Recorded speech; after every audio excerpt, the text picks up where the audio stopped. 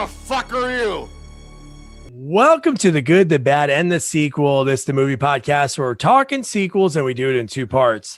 The first, an interview with an actor, someone involved that made the film worth watching. And the second, a discussion of the sequel, what they got right, what they got wrong, and how it could have been better. I really hope you enjoyed last week's interview with actor Tim Russ. Of course, we talked about his role as Jesse, the pusher, who works for multiple gangs in Death Wish 4, which is the sequel that you're going to be discussing. But we talked about, of course, Star Trek, his start in Hollywood. And man, it's just such a cool guy, talking about his transition to being behind the camera and directing.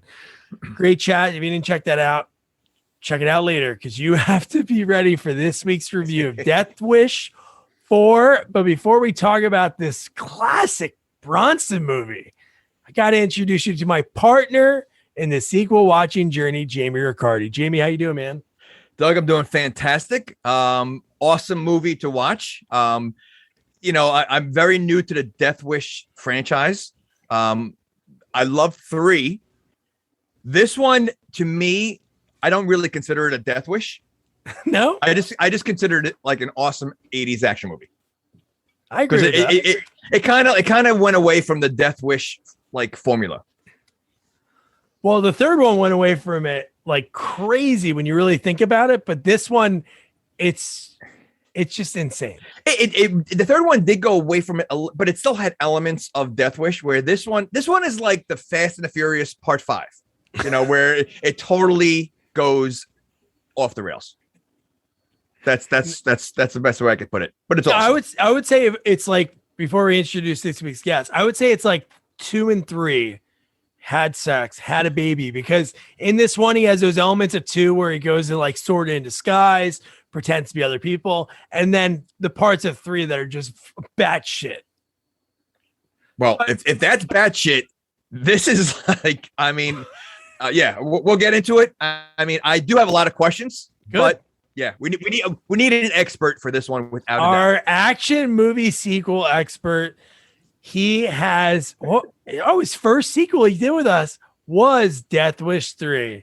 Then he was Best of the Best 2, and then Under Siege 2. Man, this guy, he's covered all Bronson, Eric Roberts, Seagal, Bronson again, and that is, of course, our action movie sequel expert, Andrew Powers. Andrew, how you doing, man?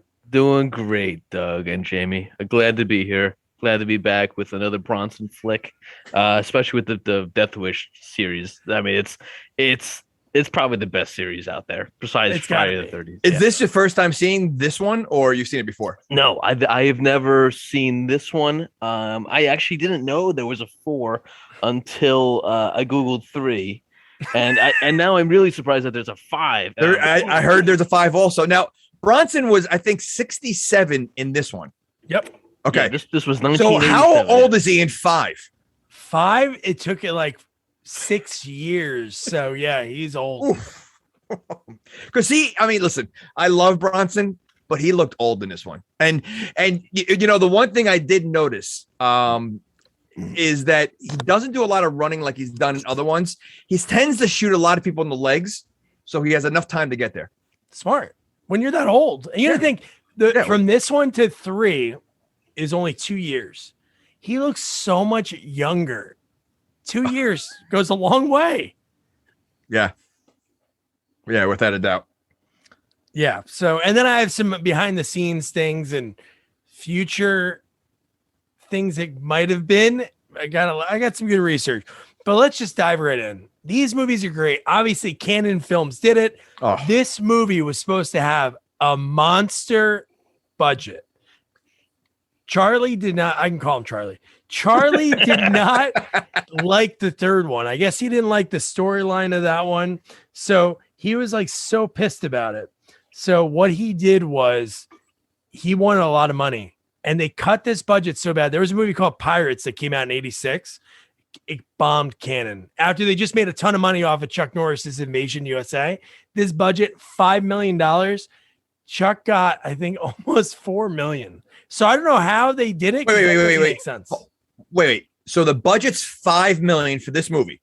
Yeah. And he made $4 million of that. Yeah, that's why I don't believe it, because there's no way they could have done $1 million for everything. I'll talk about some corners that I found out that they cut in this movie, but really, even $1 million, you couldn't get some of these people for $1 million. That has to be off. I mean, yeah. I believe he got $4 million, but the budget has to be a little higher than that. I mean, especially like the special effects of the balcony scene. When the guy falls off the building. I mean, that was very high tech. So I mean, I can imagine how high the budget is. Oh my God. So again, Canon movie starts because Canon had that connection with MGM, who used to distribute and put out a lot of the movies. And we get the MGM lion followed by the Canon. I haven't seen that in a long time. Like, I missed that beginning. But I'll tell you, there's one thing this Canon movie does not have. I mean, it has Canon written all over it. I mean, the way the movie is, but this is an 80s movie and it didn't follow the rules. I know. I know that it was the only Death Wish that did not have any boobs. Oh, really? I was going to say, but most Canon movies also have boobs. Like in the 80s. So is there a reason? Is there a story for that? Is there a reason? Because they had, there's plenty of opportunities they could have. No, there were plenty. No, I don't understand. Yeah, there was a lot. There was a party that had a lot of girls. They could have done something like there was boobs on the cake. Does that count? But it was covered. No, but the candles there. Oh, yeah, it was covered. So that didn't count. So then we get the movie, starts off right away. We get Death Wish 4, Crackdown, and then the music in this movie is recycled music from other Canon movies because they needed to save money. So like Bronson's 10 to Midnight, I think Invasion USA, a couple of those movies. But this movie had such Shaft vibes. The music was like very jazzy and. Yep. Well, was this late 80s? 87. Okay. All right. So, all right. That makes sense. The one thing the beginning of the movie, which kind of just seemed like it took a long time, was the extremely slow pullback of the garage. Because you see a garage scene. I'm like, all right, it's zooming out extremely slow.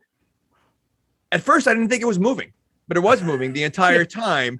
And it was just a long shot. It was a very long shot. And you get the girl on the heels walking and walking and walking and walking, still walking. And there's no other car in this garage. Exactly. It's the morning. The sun is out. And knowing the history of the Death Wish series, immediately when I saw the women, I'm like, she's getting raped, right? It's just like a given. I'm like, it happens in 1, it happens in 2, it happens in 3. I'm just waiting for it. Like any minute now. All right, here it comes. Wait, so I didn't see 2. So there's a rape in all 3. All 3. Yeah, all 3. 2 was the daughter again, right? The daughter got raped. 2 was the daughter. Yeah. Yeah. Again? Did she get raped in the first one? The wife gets raped in the first one. Okay. The daughter gets. I don't remember if she was raped, but no, she gets beat up too. But no, and then the second one, the daughter gets raped. And then the daughter actually kills herself by jumping out of the window at the. Yeah. Spoiler alert. Oh, to avoid rape, she jumped out the window, right? Yeah. Wait. No, that's Death Wish 3. No, Death Wish 3, she jumps out of the window. Yes. Okay. No. Yeah. Okay. Yeah. So there's a lot of recycling. So there's a lot of rape, and then there's a lot of falling out of a high-story building. There is. Okay. All right. So I'm assuming the script, the stories part of the script, is not very long for all the Death Wishes because they're pretty much the same movie. Bless you. Yeah, no, they are sort of the same formula.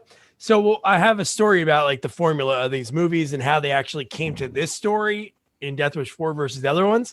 But the fact that this girl gets to her car and she gets in her BMW and it doesn't start, the fact that they show that it's a BMW, is that kind of shitty for the manufacturer that the car won't start? And because of their faulty engine, lady's about to get raped by these magical goons. Well, she's looking at one light. And there's one. Why does she have to look down to turn the key? Again, this parking lot is empty. It's empty. So you would think she would hear people walking. Like you said, there's one. She looks down. There's 2. And she looks at it a third time, and there's 3. She didn't hear one of them. And it, like, they did, like, did they plan it that way? Yeah, they were like, hey, they were like, let's try something new. Let's be like a circus act or America's Got Talent. Let's make ourselves. Because it seemed very organized. It was very organized. It was. And then they disappear. Now, she was far away from them. The car was far away from them. How'd they get that close to her without her seeing or hearing anything? Magic. Same magic the way they appeared. And the fact that she's just like, let me try this car one more time. Has that really, like, I've had crappy cars when I was younger. If I turn it like 7 times, I don't know if the 8th time's going to do anything. I'd be out running. Well, yeah. I mean, considering that she just saw these, she's the only one in the garage. She saw these 3 guys there. At that point, you got to get out of there. You got to run. Yeah. Well, she was in high heels, though. Take them off. Run. And I think she was surrounded too, right? So she looked forward. There was a guy. She looked in the rear view. There was a guy. No, they were all together. I could have sworn there was someone in. No, back they row. made it seem like that. No, I know what you mean. She does look in the rear view. I think they check behind her and there's nothing, and then she looks forward. So there's one time she looks down to start. Okay. Guy appears, then the other time she looks in the rear view. But got it. Let me ask you this. So they organized that pop-up thing, but what if she never looked down? Would it be only one guy the whole time? Because like the other guys are waiting, like, come on, we can't come out until she looks back up. Frank, she's not looking down. Come on, make it. What do we do? She's like, whoa. Hey, you can't appear yet. So then obviously Andrew mentioned these movies, rape scene, no matter what, they always screw. Every time there's a rape scene in the movie, like, just screws me up. And the guy's like beating her, punching her in the face. And I'm like, holy shit. And then the fact that the one thing I must say about this Death Wish versus all the other ones, he does have lines in the other ones. Don't get me wrong. He has a few one-liners, but this is, I don't want to put it on the same wavelength, but Commando-esque. He has lines in this movie that make you just like say, like, what the fuck? That's why I said it's almost like its own movie. Like, you take it out of the franchise, this could have been a typical 80s action movie, one-liners and just ridiculous action. You know, the one thing we forgot to mention about these guys, by the way, is the ridiculous pantyhose that they were wearing on their face, how tight it was. Yeah. Like, you know, and I know that's like, we see that a lot in movies. Was that really how it was in real life back then? Like, did bad guys wear pantyhose on their face? Because it's not really hiding anything. No, it's not. Like, what is the pantyhose hiding? That's why I think Doug's right with the cutting of the budget thing, you know, because it's the most ill-fitting pantyhose too, right? Yeah. Like when you do the close-up on the guys, they're like his nose is all squished. It's like I don't like, they couldn't spring for a large. Like, no, but okay, but even if they got a large, I mean, they're wearing the pantyhose. I mean, again, this is a trope you see in like a lot of movies, you know, of like guys that are like robbing a store, and you know they're trying to disguise their face, but pantyhose is see-through. So what is I don't understand like the concept. I can understand if they were maybe wearing tights on their face, you know, like, you know, dark colored tights. All right, maybe it's gonna hide it a little bit more, but pantyhose is see-through.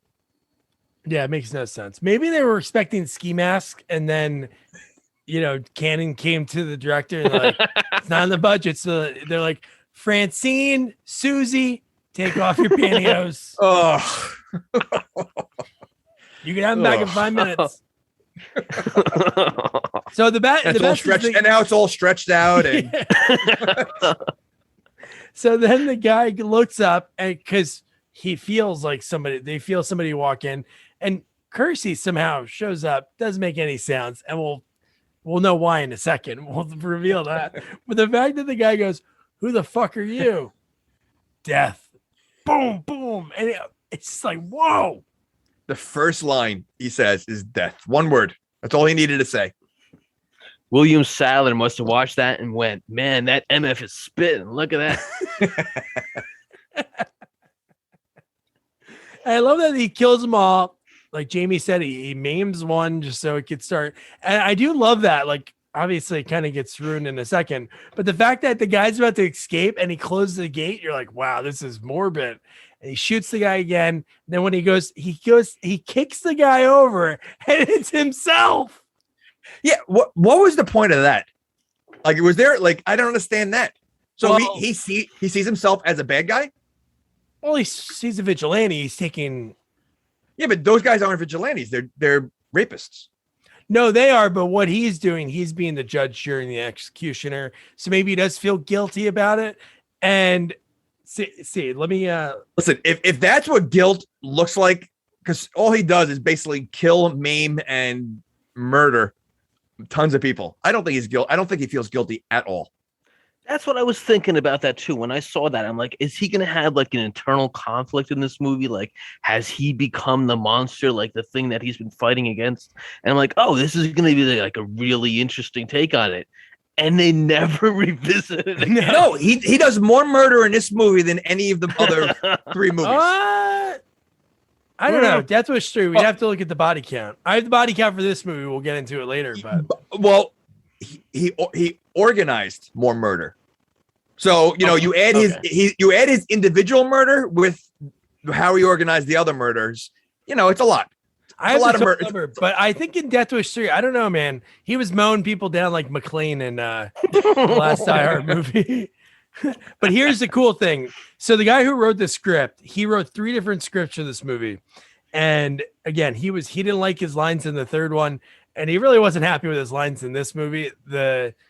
The guy, Gail Morgan Hickman, said every day Bronson would say, "This sucks. I don't like this line."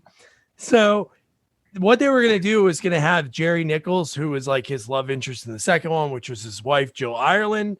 She was battling breast cancer. So they were going to try to like almost not like forget the third one, but just go set 2 to 4, like continue that story. And then they were going to, you ready for this one? We're talking about Fast 5. So they were going to have Kersey go after an international terrorist, but that was rejected because there was an upcoming canon film called Wanted Dead or Alive that was that same movie. And then the final script, this one, is basically the guy took the premise of Yojimbo and a fistful of dollars and wrote it into like present in 80s terms. So we almost got him chasing an international terrorist. No, a guy that in the first movie had nickels in a friggin' sock, and that was his exhilaration. And then he goes to where he is now. Well, that was part of my questions that I was going to lead into later on, because I don't remember the early ones, but he's just a regular guy, correct? Like, he doesn't have a background in. Well, he's military, but he was a pacifist. He said that in the first movie. Okay, so he is. So the fact that he doesn't miss a shot, that's part of his military, or just the fact that he's just really lucky? He practices a lot, I guess. Because he really does not miss at all. At all. No, okay. You're right. All right. Yeah. Okay. And not for nothing, the guy's making $4 million on a small budget. He should just be happy, because in 1987, I'm assuming he didn't make too many movies after this. Like, he was probably towards the end of his career. You'd be surprised if you look at his IMDb. He was one of the main canon guys. It was him and Chuck Norris that were basically carrying the torch. And then obviously it transitioned to other people before the company folded. But this is like right at where they started going downhill. Like around this time is when they were kind of like bleeding out money. So then we get Dana Barron, the original Audrey from National Lampoon's Vacation. And now Paul in this movie, how many years removed from all the murder he did in New York City? He is a hotshot. It seems like he's been there for a few, they say 2 years later in the movie, not in linkage to like him coming out to LA. We don't know where he's living before he visited his buddy in 3, but he's a big deal. He has his own architecture firm, Paul Kersey. Is that what he was in the first movie though? He's always been an architect. Yeah. Okay. Yeah. All right. I just think he's kind of selfish though, because he has a history of anyone that gets near him not really, making it. So, I mean, he should be like Superman. Like, Superman knows that, listen, every time, Lois Lane's always in trouble because, they're going to go after me. Everyone that goes near him dies. All three movies. This one, somebody lasted a very long time. I was blown away, and there wasn't a lot of remorse. I'm blown away. Yeah. Oh, come on. Was that an accident? Too soon. No, it was an accident. Yeah. So then we get the fact that his lines, I don't know what lines he had written in. Did he improvise these lines? But the fact that Erica, she is a high school kid taking, interest in her mom's new boyfriend's business. And she shows him these plans. She's really proud of it. And he goes, not great, but pretty damn good. Why would he say that? That's like, he seems extremely grumpy and he shows no emotion in this movie. Like he's almost like Clint Eastwood in Gran Torino. He's just like an old grumpy man. 66. He's AARP. He is grumpy. He is grumpy. This girl is like excited to show him something, and he's like, "Yeah, not great." Imagine that. Like, and so he's dating her mother, right? Yeah.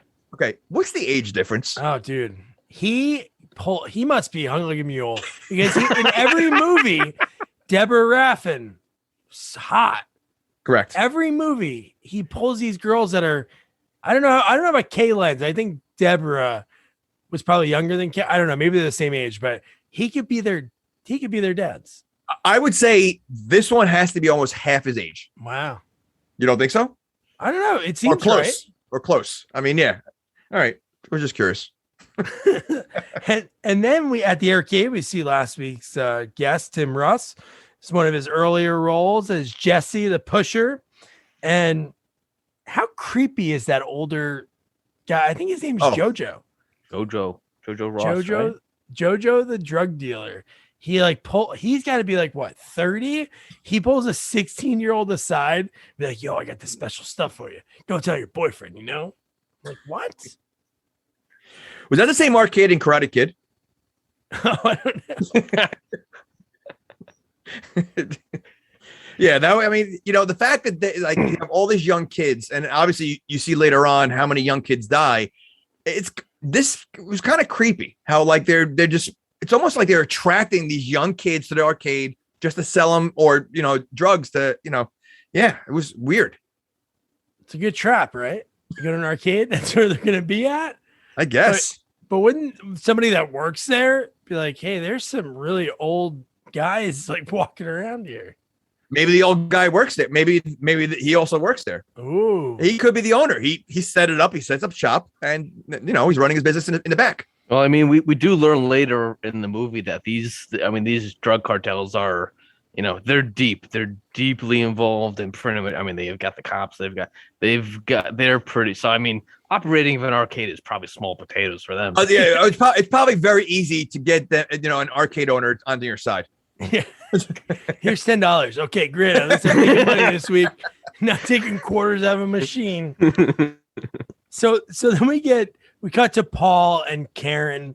They're getting ready to go to the movie, and she wants to talk about a commitment because they've been together 2 years, and he totally brushes it off and he goes, "Come on, we're gonna miss the beginning of the movie." Well, I think he thinks that if he gets any closer, something's going to happen. So he's trying to hold off. It's not like anybody's ever coming after him. And that's the thing that's weird. Like Superman, you mentioned, it's like people want to kill Superman. Right. They want to take over.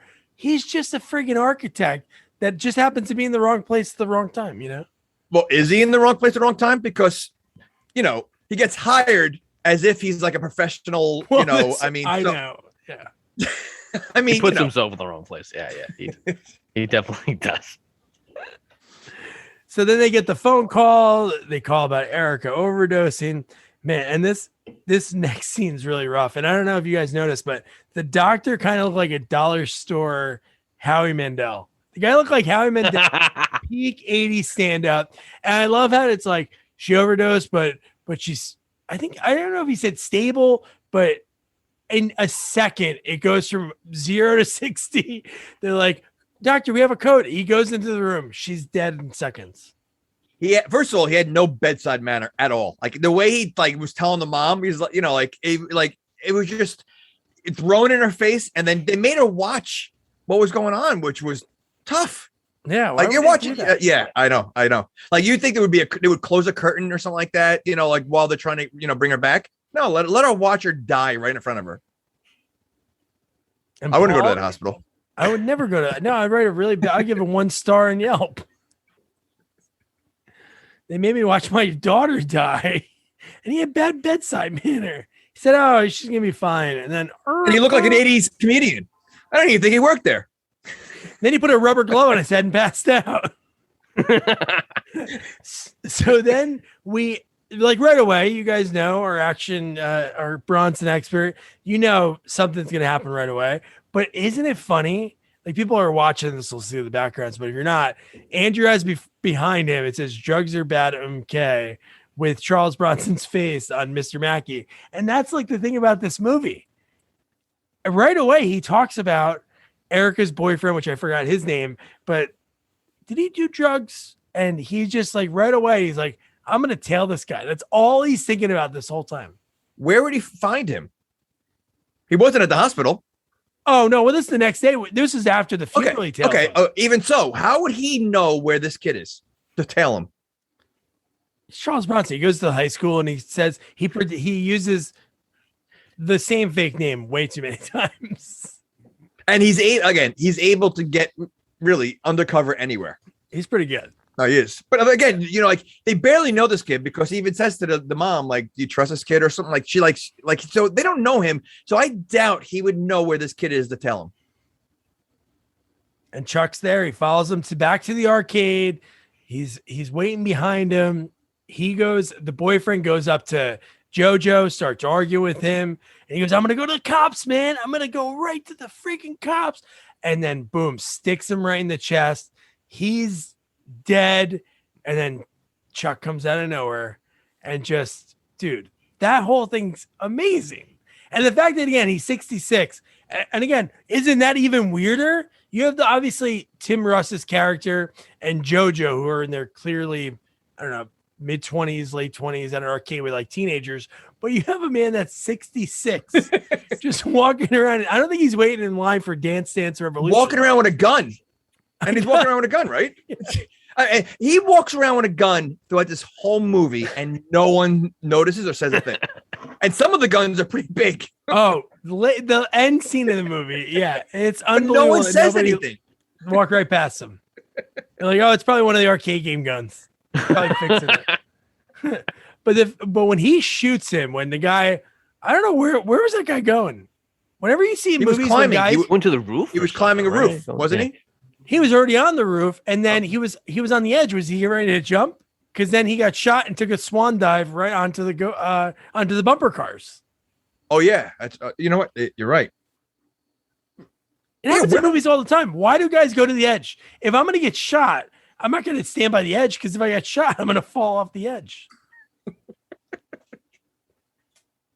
That was a really cool death, though. That was probably, I'm going to say that was probably top 2 deaths. Do you think he died from the gun or being electrocuted from the bumper cars? Oh, we'd have to wait for the autopsy. But I mean, I don't know. It looked like that electricity because he was still moving when he was on top. Like I think he might have survived if that wasn't, pulsing. Now, but did they shut the ride down or were they still going at that time? Because it looked like they were still, driving around. It was almost like a Jim Ross moment. Oh God, stop the damn match! It almost seemed like that. Like the game or the operator was just screaming, turn it off. Yeah. And the detectives, I gotta say, the part I really love about this movie is you don't like the 2 detectives? You don't like Rainier and Nozaki? Not at all. They're so he's so like not what his partner should be. Like he seemed like he had no clue what he was doing. Rainier or Nozaki? Well, first of all, both of them, I think. But I think they look like they couldn't be more of an odd couple partner duo. They didn't gel. Like it was just they didn't seem like real cops. I don't know. I mean, he gets knocked out one punch later on, so, they don't seem like, I don't know. I didn't like them. You like them. Of course you like them. That's a Bronson punch, man. That's a Paul Kersey punch. What'd you like about them? I like their banter. I think it's always cool in these movies when, like the first one, like every one of these movies, somebody is always close to figuring out who it is. Like in the first one, it's that guy who's been in a million things from like the 60s and 70s, the heavy set detective. But no, again, there's a lot of great twists in this movie. Okay, but wait. So you said that you always have someone that's close to solving something. Now this is the fourth movie, so I'm assuming Paul Kersey's name and face has been out there in the news at some point in the last 10 years. Considering he's never been caught. The cops always knew it was him. Didn't they know? They let him slide. They throw it out. Ed Lauder in the last one. Him and Ed Lauder were gunning people down. Like with that awesome music playing, and they were just shooting everybody. Alex Winter. So you're telling me he's never been in the news ever in 3 movies? Maybe for being the best architect of Orange County. I mean, if you add up the people he killed in the first 3 movies, he's a mass murderer. He is. He's beyond vigilante at this point. He tops Jason Voorhees. I know they always say Jason Voorhees has the most, which I don't know if that's 100% accurate, but man, these Death Wish out of these 5 movies, he kills a lot of people. He does. And you know what? Listen, he kills a lot of people that may not be as bad as the main villains. They might be like this little side gang member or something like that. Like maybe the most they ever did was steal, gum out of a convenience store. He kills them. Like he really, I really like, I'm starting to think now the more we talk about it, he's a pretty bad guy. And he believes everything. So this is when he gets home.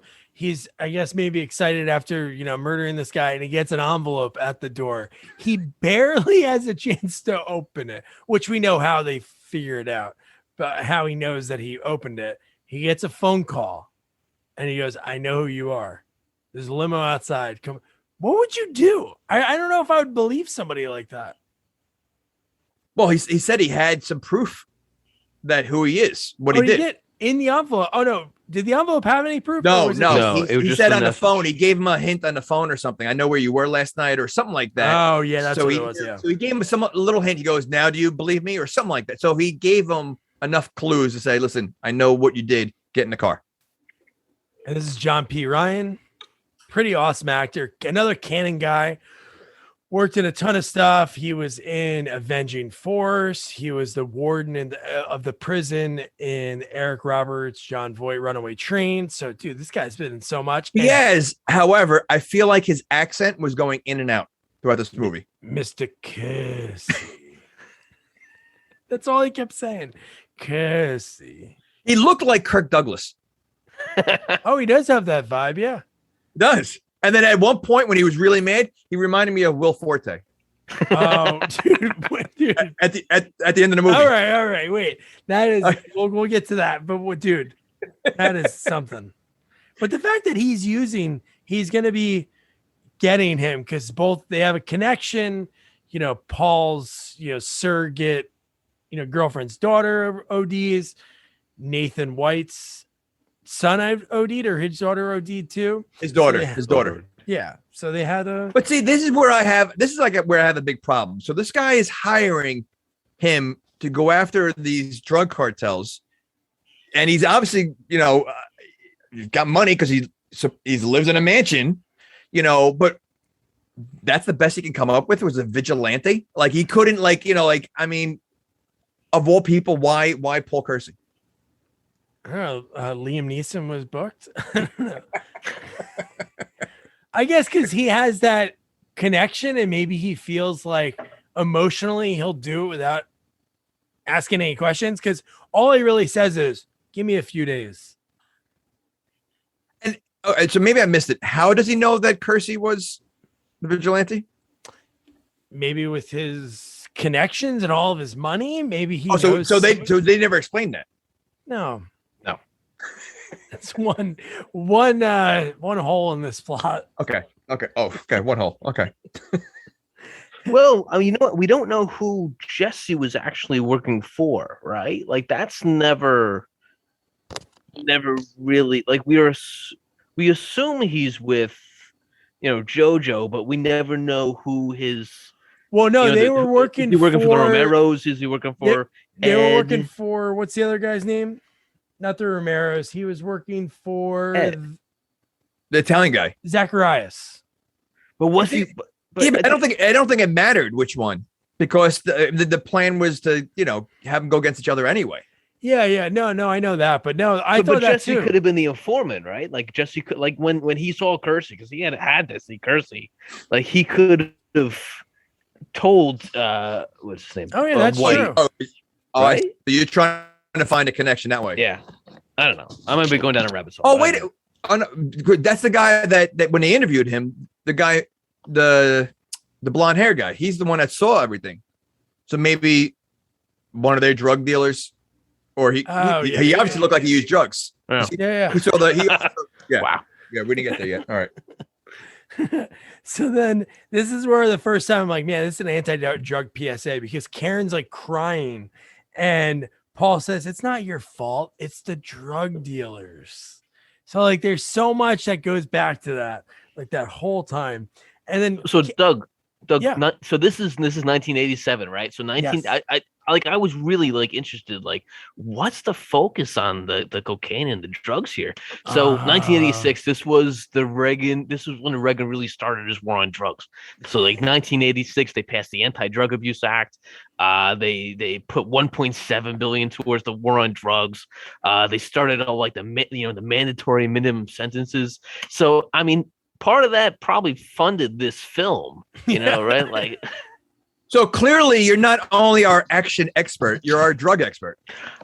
you know what? I had to Google, because I'm not from the streets. I had to Google the difference between crack cocaine and regular cocaine. So I when the doctor said she overdosed from smoking cocaine, I was like, is that possible? Then I was like, oh, okay. I Googled it and it's like, all right, it's possible. Like now I know the ins and outs. You did your research. I did, yes. Okay. Oh, that's beautiful. That's amazing. And the fact that you said $1.7 million. 1.7 billion. Okay, good. Because I thought you said million. I'm like, you're telling me that they put less than half of what freaking Bronson made on this movie? Oh god, that's amazing. So then Karen she works for like is it like the LA Tribune? It's not like the real name of the LA paper, Right? And she wants to do an article on drug dealers, and I love that. Which I don't think they would ever allow. If she's that close to the case, they would never allow that. And then again, this was in another movie, I forgot, but it was like in Austin Powers with Will Ferrell. She asked him 3 times, and he finally gave in. Yeah. There wasn't a lot of twisting. There wasn't arm twisting at all. Ugh. And then the fact that the next thing that she does is she has to go to a morgue, and we see just a bunch of dead kids, and the detail that the guy goes into. I don't know. I'm not a morgue worker. Usually this is the nicest morgue worker in movie history. I don't think they would allow just anyone, to go down there and look at all these dead bodies, first of all. I don't think they would allow that, and wouldn't you think some of it is part of evidence, how they died, or, like, I don't know if they did any autopsies or anything, but I don't think they just allow anyone into morgues. No. And usually morgue employees they're not dressed up like that. They're usually really creepy. And it was a very clean morgue. The floors look very clean. It was a very clean morgue. And just the fact that he knew everything about each one. And I'm not saying they wouldn't know that. I would think they just know the body, but he knew the backstory on each one, like a little blurb, like it was like, I don't know, The Bachelor. And it's like, here, let me tell you a little something about him. Because the one he goes, she's 14-years old. She was a prostitute, and a regular customer slit her throat. And I'm like, oh my God. He knows a lot of detail. Like you would think, I agree. Yeah. Maybe and how did he know which bodies were under which sheet? Because there was no labels or anything. He lifts him up. He's like, "This is for not Frank." Shit. That intern didn't put the toe tags on. That's why I think part of that 1.7 billion really went to this movie, because like that was just like going body to body. It's like, this is why you shouldn't do drugs. This is why you shouldn't do drugs. This is what, like it none of it mattered in the rest of the movie after that scene. It was just like, this is almost like a PSA. Oh yeah. Well, it's definitely the start of like a whole different movie now, you know. But you missed one thing, and we talked about Bronson's, you know, not showing emotion and how he's so grumpy. So you missed the funeral of the daughter, right? We didn't talk about that. You know, a not little much, bit, yeah. Okay, so not much really happened, but what he said to her, so she started like getting upset again about, I can't believe this happened, you know, my daughter and all that. And he said, now this is the day of the funeral. He says, you have to stop this now. He says that to her. Like, I mean, the day of the funeral, like, you know, like, all right, she's dead, move on. And clearly we know later on he's able to move on from death real quick. Oh my God, yes, he can. He walks right past it. He walks right past it. Oh my God. So then Karen, right after the scene, she meets up with Jesse. She gets some information. And did you think that was in the movie that Tim Russ almost got hit by that car? Because that was really close. He like jumped up in the air and skirted. It wasn't like the usual, like, I'm going to plant my feet, the car's going to stop here. He like jumped over a little bit and continued it. So you think that's like just a random car that was driving through? It could be. It could be like the one in God, what's the Dog Day Afternoon? Is that it? Oh no. I know you're talking about. No. It's Urban Cowboy, or it's with John Voight, the one with Dustin Hoffman and John Voight. Midnight Cowboy. Midnight Cowboy. Yeah, the cab hits him, and he says, "I'm walking here," and that was all ad-libbed. Yeah, it's amazing. But no, it almost looked like he was about to get whacked by the car, and then he had a great line. He had some good one-liners in this scene, even when he was like smoothly trying to sell her the drugs before he found out that she wanted information and she worked for the newspaper. And he yells at the car, "Brakes on the left." Love that. Oh, maybe it's a new driver. Yeah, maybe it was a student driver on the top of it, and he was just like, "Oh, it's fine. Brakes on the left." So here it is. Jamie mentioned, a bunch of kids. Jamie mentioned this a few seconds ago. This is like a different movie from here, because this is when Paul goes back to meet with Nathan White, and he says yes. And hold on. Where did they meet? In the movie theater, right? This isn't the movie theater one, right? Oh, that's okay. later. Okay. Yeah. All right. I had a question about that one. Okay. All right. And I have an answer. I'm going to tell you, I have an answer for that one. I think I know what your question's going to be. But yeah, so then he gives him a folder with all this info, and then we have the whole story about Zacharias. And I love that Paul says, "I want to handle it my way, but I need weapons." And he goes, "Here, call this guy." Who the frig's that guy? And we didn't even maybe they cut that scene out, but the fact that he gives him a guy's number, who's that guy? That he I don't understand that whole. Well, he is. I mean, spoiler alert: what he does for a living. So I'm assuming. Don't spoil. I'm not saying it. I'm not. I'm just saying. So I'm based on what he does for a living. I'm sure he has a guy. I know. I get that, but at this point, I'm just like, man, this rich guy knows a lot of people, a lot of seedy people. The fact that he's able to do that. Yeah. Well, and then he has him to like the James Bond-esque weapons and stuff, right? Like he's not giving him his normal, rifle and stuff. He's getting some cool shit. See, I thought he made some of that himself. I was like, where did he get that bottle from?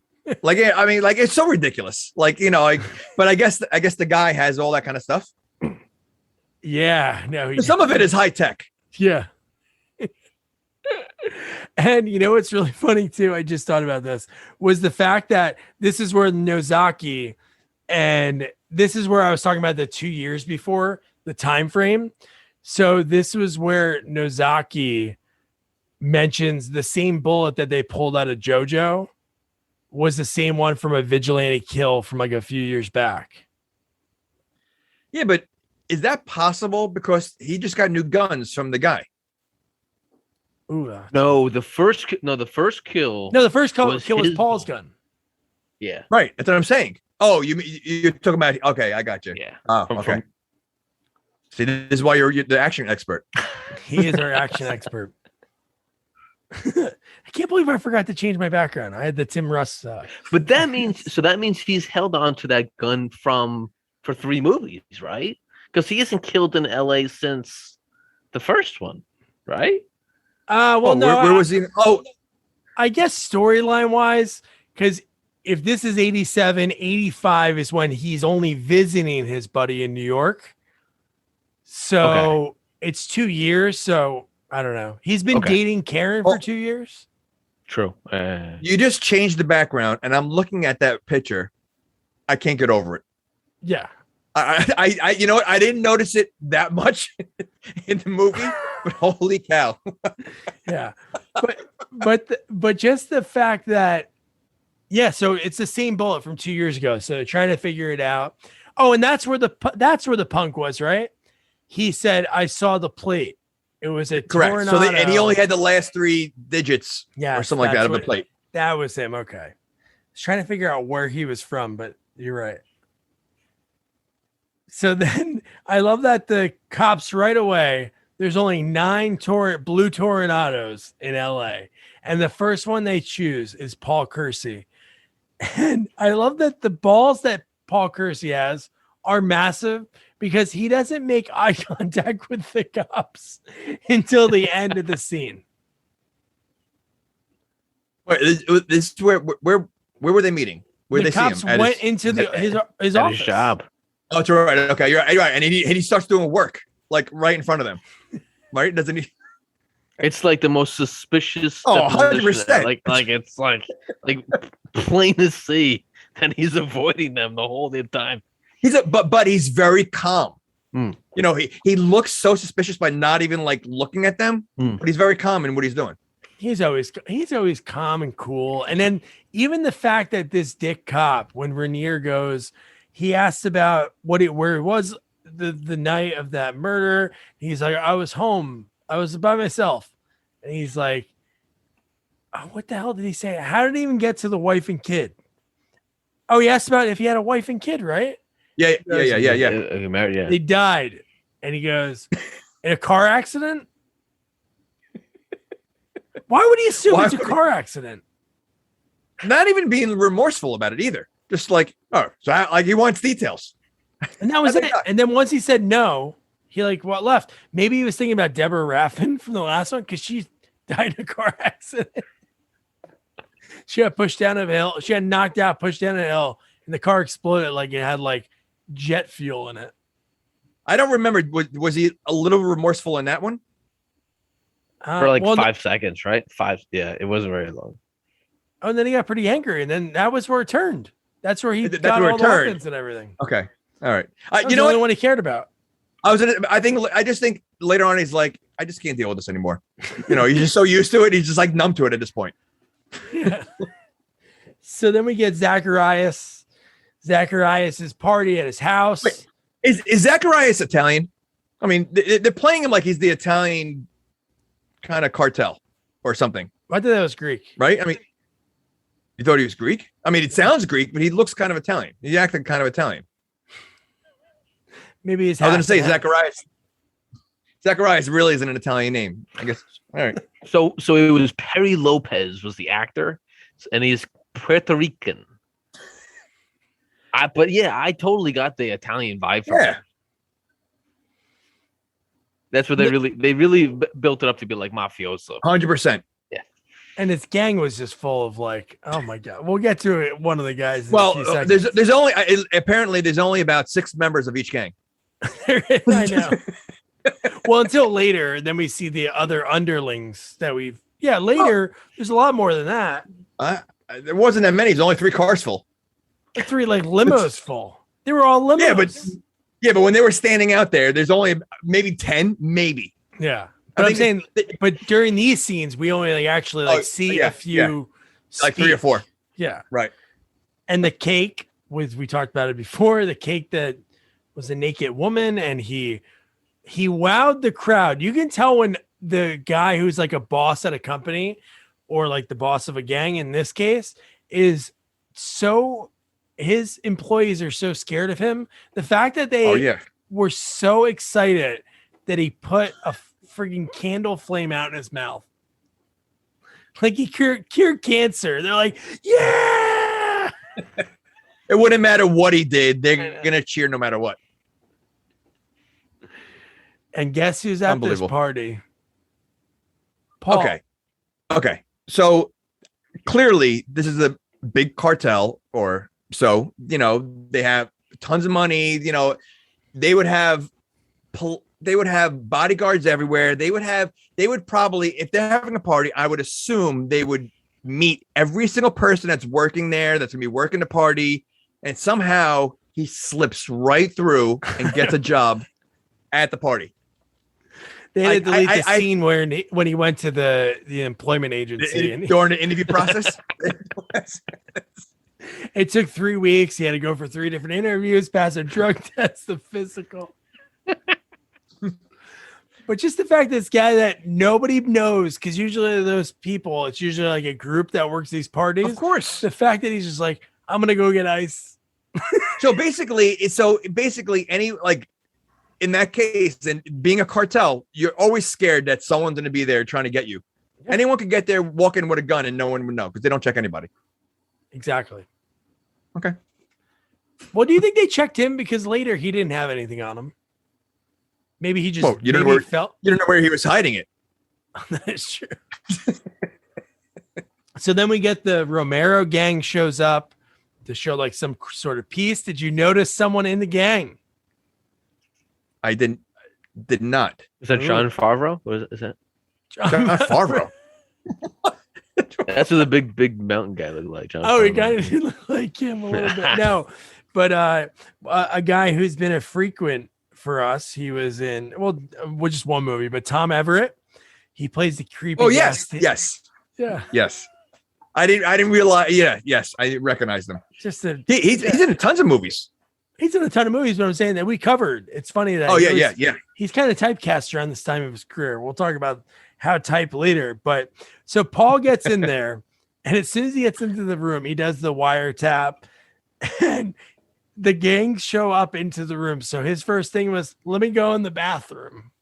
Wait, so I've never wiretapped anything, but who taught him how to do that? I mean, like, I don't know if you went to someone's house, like, do you just stick it in there? Do you have to like touch wires to it? Like, I don't know how that works. He seems to know exactly what to do, and he does it very quick. And I mean, phones back then, I don't remember them really unscrewing that like that. Like, I mean, I just where did he learn that? I don't know, but he does it multiple times, really quick. He just multiple, super quick. Yeah. And it seemed like he just dropped some kind of thing in there. Unless it just records from there. If it's just really just a recorder that records. But how could you hear both sides of the conversation from down there? Correct. Because the receiver's on top. Now, I would think there's something more involved than just putting like a sticker in there and then, closing it back up. Yeah, if anybody's listening, ever wiretapped a phone, of course, you probably have to be over 50 years old. Easy. At Sequels Only on Twitter and Facebook and Instagram. Okay, so let us know. He's clearly good with weapons somehow and wiretapping, but when he's not a good eavesdropper. I have to be honest. He's terrible because the door is like almost all the way open while they're in the same room where he is. He literally has the door wide open with his face sticking out. He's twice. He does it later in the movie too. He's not a good peeper. He's not a good peeper. He should have dropped Trow and just like sat on the toilet. That would have been like the most convincing, alibi ever when they open the door and he's just like, I mean, they would have just been like, all right, let's let him finish up. You sound like a professional peeper. Because that sounds like it would work. Yeah. Even if you're outside, if you're peeping at someone's window, just drop. Sorry, I'm just going to the bathroom. You want some toilet paper or newspaper? I was going to call the cops on you, but clearly you're going to the bathroom. That's right. I love the Vincent guy that shows up. So they're having like this little talk between the two gangs, and this Vincent guy, who I guess you can guess he's not going to hang around long. The fact that he's like, Vincent, like talking almost like he's like a a little kid, and he's like, Vincent, how is Brazil? He's like, oh, Brazil, the girl's tits are up the ear. He's that guy that you see like that is just annoying to like the head cartel or head family. Like he's just like, he's going to spill his guts somewhere. He's going to do something that is going to go, it's just annoying. And that, you knew right away, this is not going to last long. Andrew, did you catch that one? He just said spill his guts. That's too soon. You know what so this is the weird thing about these villains, right? Like they're not particularly villainous, except for when he offs Vincent. But even then, like I'm really questioning it. Like, so that's his employee. He's been skimming off the top. Maybe he's docked his pay already. Maybe this is his third strike, and he's like, all right, I just gotta, get him off the payroll. So, I didn't even think that was that bad. But that was really the only bad guy thing he's done in the whole movie. To be the head cartels, I mean, there's two major cartels that they do seem a little wimpy. Yeah. I agree with you. I mean, they're employing a bunch of people. We learned about that in the fish market later. I mean, they're clearly establishing a very strong economy in LA. They're hiring these daily workers. So I don't know. They may not be such bad guys. They're like an employment agency. And Zacharias. Kersey's the monster. Kersey's the monster in this one. Oh, he's definitely the monster in this movie. He's definitely raised the unemployment rate in LA. Like think about this. They had peace. These two cartels had peace. They were friends. Everybody was getting along. Everybody was making money, and Kersey destroyed all that. It is true. That is 100%. Drugs are bad. Drugs are bad. And the fact that as soon as the guy gets stuck with the ice pick in the chest, and then he falls to the ground, and then Kersey slams the door. For a guy that has killed over 100 people easy in this franchise, the fact that he gets like, oh shit, blood, and slams the door loud, and then they're like, who the fuck's in there? Wait, you thought he was grossed out? Why'd he slam the door? Why was it open in the first place? You're gonna tell me? No, that's what I mean. So it's open. Why close it now? Yeah. He should have had like a cup against the door and just listen. That would have been very exciting. Just he's on this side, just listening the whole time. What are you doing here? I love this scene. He's like, what are you doing here? Just using the toilet. What's your name? Leo. Leo. Oh, I mean, not for nothing though. It's kind of a dumb question for him to ask him because he's in the bathroom. What else are you going to be doing in there? Eavesdropping. Oh, okay. Poorly. But I love that to try to get. That's what I understand. If their whole thing was this guy saw what happened, we're going to murder him. Just murder him then. When there's I said the same thing. Why would they go, Leo? You seem like a very smart man. If you get a lot of money in it for you, wouldn't at this point be like, well, how much money? They just killed Vincent. So why waste time with him? Like Vincent is a somebody. Kersey's a nobody. Why did they have to drag that? First of all, they do that throughout the whole movie. I mean, there's plenty of times they could have killed him, but they give him enough time to do Kersey things. They're probably like, Leo, this old guy. He's a bartender.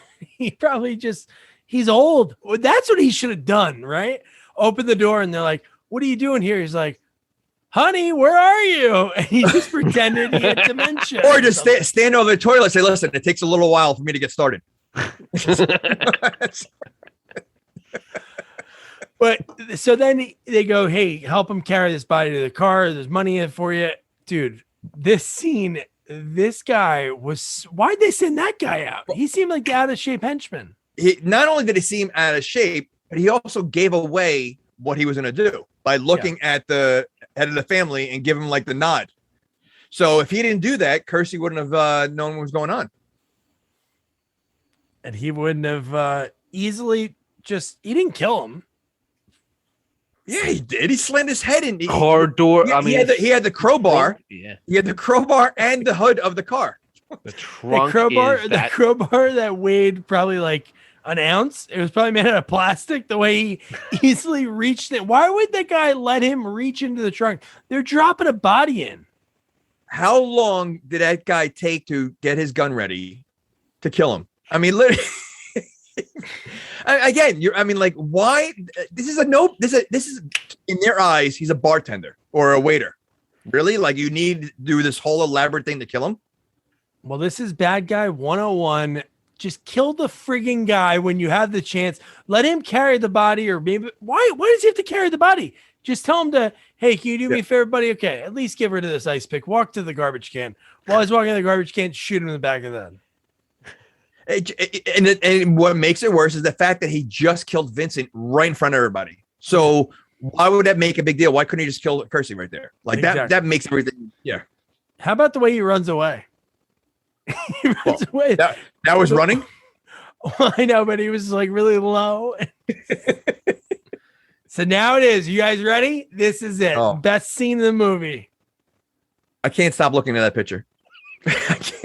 All right. So we get a scene where they do another voiceover. They say, the Ramirez, number 1 and number 2 hitmen. They always go to this Italian restaurant on Sunset. So he's sitting in the car and he's flipping a switch on the bottle of a bottle of wine and putting a label on it. He couldn't do. Was he in that much of a rush? He couldn't have done this not outside of the place where he's going to commit this crime. What couldn't it have been done? Whoever gave him the bottle couldn't have already have it in there. Like, why does he have to put it together? Maybe. Yeah, I didn't understand the label. Why did he have to label his own wine? Like, why wasn't that part of the original assembly? And is that something that really happens? Like, while dinner's going on, like they go to a bartender who doesn't own the restaurant, so would have nothing to do about a wine cellar coming in there. Now, maybe he had alternative labels. Maybe if he was going to like a Puerto Rican bar, he might have had like a rum label. You know what I mean? Like there might have been alternative labels for different situations. Yeah, but he already knew that he's going to an Italian restaurant.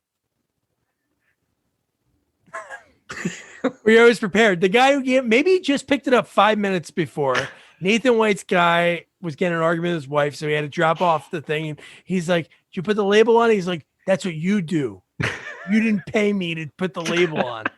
But no, Jamie, to answer your question, they do that. I know it sounds really hokey, but some bars, for some reason, they do that. They'll have like a beer cellar, like with a craft beer, like I don't know why they do it. Because even this guy, when he drinks the wine, while he walks in, he goes, "Name's Jack Kimball." And he goes, "I got this wine from Napa Valley. You ever been up to Napa Valley?" And he's like, "Yeah, no," which again, it's not that far. And he's like, "Beautiful place." And the guy takes a sip and he doesn't like it. He really doesn't like this wine. Yeah. Well, I mean, considering it's I mean, who knows what kind of wine it was, but the fact that he's going into a restaurant where there's only 3 people in the entire restaurant. So what kind of selling is he going to do anyway? That is a really great point. There's really there's one table being used. And the bartender, who doesn't own the place. I love that we see Danny. A young Danny Trejo. Oh, young Danny. Oh, man. With clearly a wig, right? He's wearing a wig, right? His hair was too perfect. I got to tell you, I thought he looked good. I mean, he looked great, and his lines were great. This is probably the most lines he had up to this point. Yes. But I'm just saying, like, he looked good because, he got a little weathered later on in life, so I think he looked pretty good here. I wonder if this was before his extracurricular activities. What do you mean extracurricular activities? Like going to prison and stuff? He was in prison for a while. Oh, that was way before this. Oh, it was. Oh, that was like when he was like 16 until 28, and then he got like fully sober. Oh, okay. I didn't know that. Yeah. All right. I take it back. You take it back. But this scene is just the fact that, again, I mentioned before, the fact that the bartender was clearly not liking it. And he goes, "Well, what about your customers? Wouldn't they I know he kind of says they don't want to be bothered, but like he didn't put much of an effort. I would say that if this was like for real, that bartender would be probably dead. If he allowed them to go disturb their table. Exactly. I'm sure they got strict instructions. We don't want to be bothered at all while we're sitting down here. And it doesn't take much for Kersey to say, okay, I'm going to go bring it over there. Oh my God. This whole friggin' scene, the fact that Danny Trejo, which they didn't even mention anything about it, he swears he knows Jack Kimball. Yep. From Boise. Why? Are you from Boise? Oh, San Francisco. Remember? He said, he was like, I've seen you. He definitely said San Francisco. One of the guys said San Francisco. No, there's no backstory. Oh, maybe. And that's what made me question it. I'm like, wait, was Danny Trejo like in the background of like Death Wish 3? Like where like one of the gang members, right? Yeah, I was trying to like really like dig into it. Like, damn, where the fuck did we see Trejo before? Maybe he's also an architect. Imagine that. Because why else would he know him? Like, why? Like, if you tell me the cops and news don't know who Kersey is, I doubt Danny Trejo knows him. Yeah, and just this whole scene, this has got to be. Oh, here we go. I don't know if the volume's gonna play because I'm using my headset, but just for the fact that we could talk about this while we're watching it. So the fact that in this part, he keeps saying like, "Oh, you know what? I know you from somewhere. I know you from somewhere," and his out is to throw the water in front of, and boom. I did not notice that the first time I saw this, so I'm so glad you showed us again. That is amazing. That is the most unbelievable thing I think I've ever seen in a movie. For those of you listening, it might be the worst dummies I've seen taking the place of Danny Trejo and the other guy. I clearly like wax. I mean, they didn't try to hide it. Can I tell you something? It's almost like a kid that did a project. Oh, he took time on the guy on the right. I'm not saying the guy on the right's great, but it's so much better than on not even the same hairstyle as Danny Trejo. It's like I mean, really, yeah. It looks like he just put it together real quick, stuck a mustache on and threw like whatever wig he had. And he looks like deflated because he's like kind of sunken in. He looks so much shorter than the other guy, and the other guy's like they wrapped a beer in his hand. So you know what? He does look deflated. Like he looks like they probably said we got to hurry up and finish the scene because he's losing air. Oh my gosh. Now, did you notice that the first time you saw it, or? So I've seen the memes of this for a while now, but oh my God. I didn't notice it at all. It was too quick. So Andrew, did you notice it? No, I like to live in a moment, and I like to believe that it's real. And Danny Trejo is actually dead. That was the worst dummies I've ever seen in a movie. That was unbelievable. And Jamie, I showed her that scene, my wife, and she said it doesn't even look like the explosion happens in that room. And at first it doesn't because it's so large. Then at the end of the scene, they show like a few things on fire at the table on the dummies. But it is like such a huge explosion. Now, again, Paul is sort of the villain in this movie. That bartender's murdered, right? I said, I wrote that down. I said, so he's an innocent guy who he just murdered the bartender also because no one survived that. No, there's no. Wasn't there a third person at that table? There was a third person. Yeah. Did he? Because the third person, when you watch the beginning of that clip, looks like the guy that's with the guy that looks like Seth Rogen or whatever. Like he looked like that guy was there. So I wonder if he escaped. Because I wonder if he was in that scene. I don't think so, because then he would know that it's Paul Kersey and they'd have like oh, that's true. Okay. So yes, so Paul just murdered an innocent person. He just murdered another a family man. He was probably had a family and everything. And then the next one we get, so now again, this whole time we get Nathan White, like a bunch of these scenes in a row, just to cut to the next place that he's at. And he's like explaining Max Green, which is Tom Everett, who again, creeper in Texas Chainsaw Massacre 3, creeper in this. And I wrote, we need a creeper, call Tom. Because I swear, if we look at his IMDb, there's probably other movies around this time. But in this one, it just seems like it's a movie store. Yeah, video store. Yep. But it's a bunch of creepy things about girls, and Paul just fitting to this. The whole point of this movie, anti-drug. He takes the drugs, and he throws it at him. Now, and also, I mean, I think and I've seen a lot of movies with drugs and everything else. A lot of times, the people that are packing it and all that, they're innocent people. They just like, they're like, they're not killers. They don't, like, he basically murdered more people here that might be innocent. They had guns ready to go. Well, I'm sure when you're in the drug industry, there's always guns laying around, like fire extinguishers. You never know when you need one. I just love Paul when he throws it. He goes, "How many kids have you killed?" And then Uzi's him. Was there a silencer on there? I don't think so, because then the guys wouldn't have heard it in another room, right? Well, he did screw a silencer on. He did. I didn't know you could put a silencer on an Uzi. Silencer. I didn't know you could put a silencer on an Uzi. I guess so. I mean, Paul Kersey can, but I didn't know if you really, And did you notice any of the posters behind it? It was like Texas Chainsaw Massacre 2 and Runaway Train were like behind the guy, which is like the canon movies. Oh, but I love right after that, the other guys right away are already down the hallway, and Paul mows them down like they're nothing and just leaves. How did he know like they're all part of it? Like, there's a video store, right? You're gonna tell me no one was renting a movie this time? I mean, you have to assume there had to be some customers in there. No, and what's really funny? If he walked into the store, he leaves because he carries the gun around everywhere. He just walks past, and he walks past somebody looking at a movie, and he comes back and he goes, "Rent this one," and he hands them like Death Wish or another one like 10 to Midnight. That'd been really funny.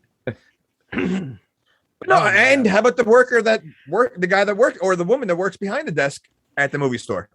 Yeah. So he killed at this point about 5 innocent people. Let's just say 5. Did he kill her? He was mowing everybody down. You can't control that. He's the villain in this movie, without a doubt. So in the next scene, another cutaway, boom, that scene's over. Let's go to the next one. And we get, can we call him not Jim Brown? I like this guy though. I do too, but he is Jim Brown. He seemed like a badass. Yes, he looked like Jim Brown, and he seemed like a badass. I feel like they didn't do him justice.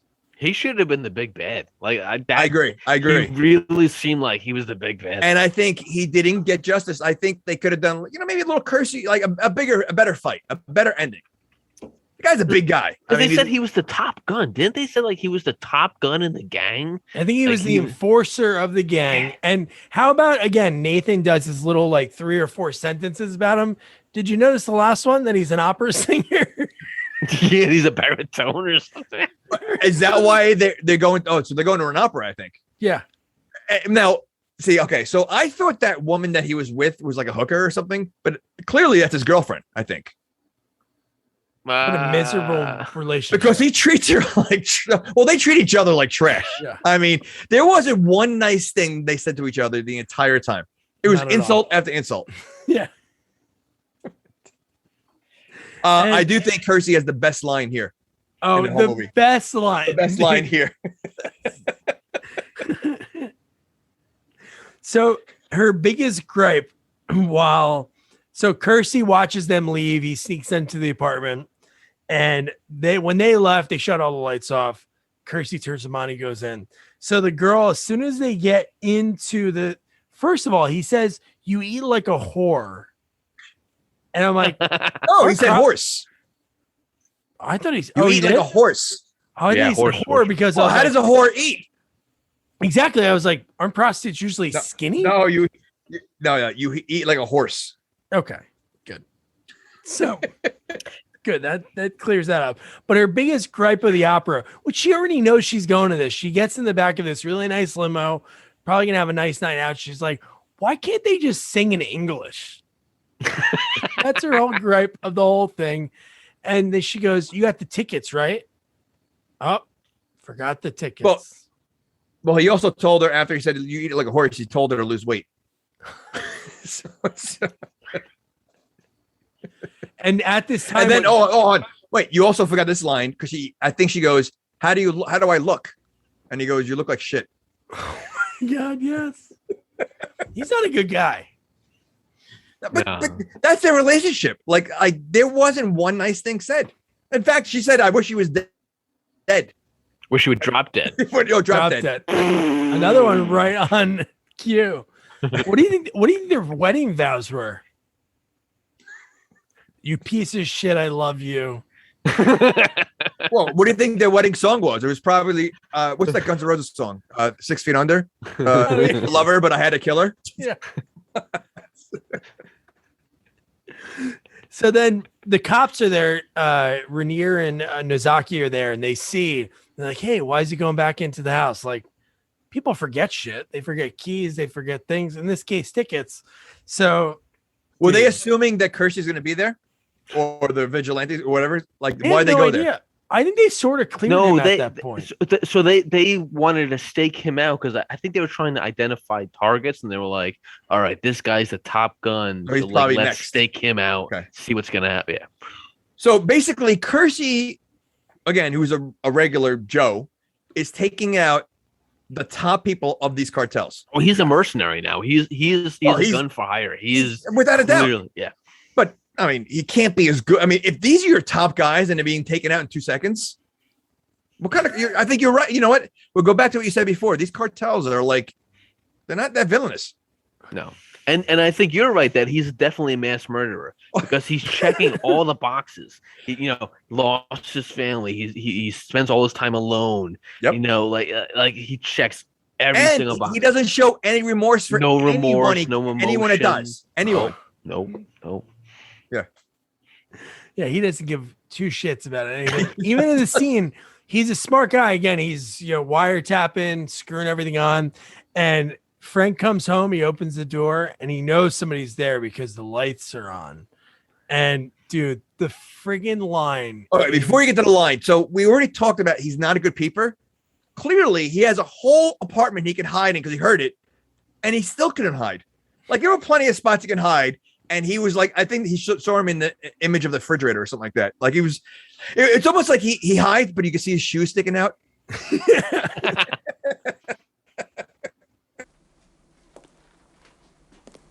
What the fuck are you doing here? I was making a sandwich. I don't think he's good under pressure. Like, he can have so many better one-liners, or reality have better lines if this was like real. He just buckles under pressure and he says whatever is the first thing on his mind. Exactly. But they're classic. This and in Death Wish 3, when Deborah Raffin's like, come over for chicken. And he goes, chicken? I like chicken. But this one that I did since I was making a sandwich is amazing. And this is the rare in all of his movies, like all the Death Wish, he rarely does the hand-to-hand combat. It's like very rare. And it didn't go as long as I wanted to, but it was great to see him get his ass kicked for a little bit because you didn't know how he's going to. It was, but they waited for him to be 67 to do hand-to-hand combat. I mean, he made 3 other movies before this. He couldn't do it early in his career. Yeah. Yeah, he got tossed around a lot in this scene. Not one cut on him. No, he doesn't. No, he doesn't. He's like Seagal. He doesn't get cut. And then the fact that he shoves him through the TV, and I know obviously TV technology has changed, but just the amount of shit inside when he throws him into that.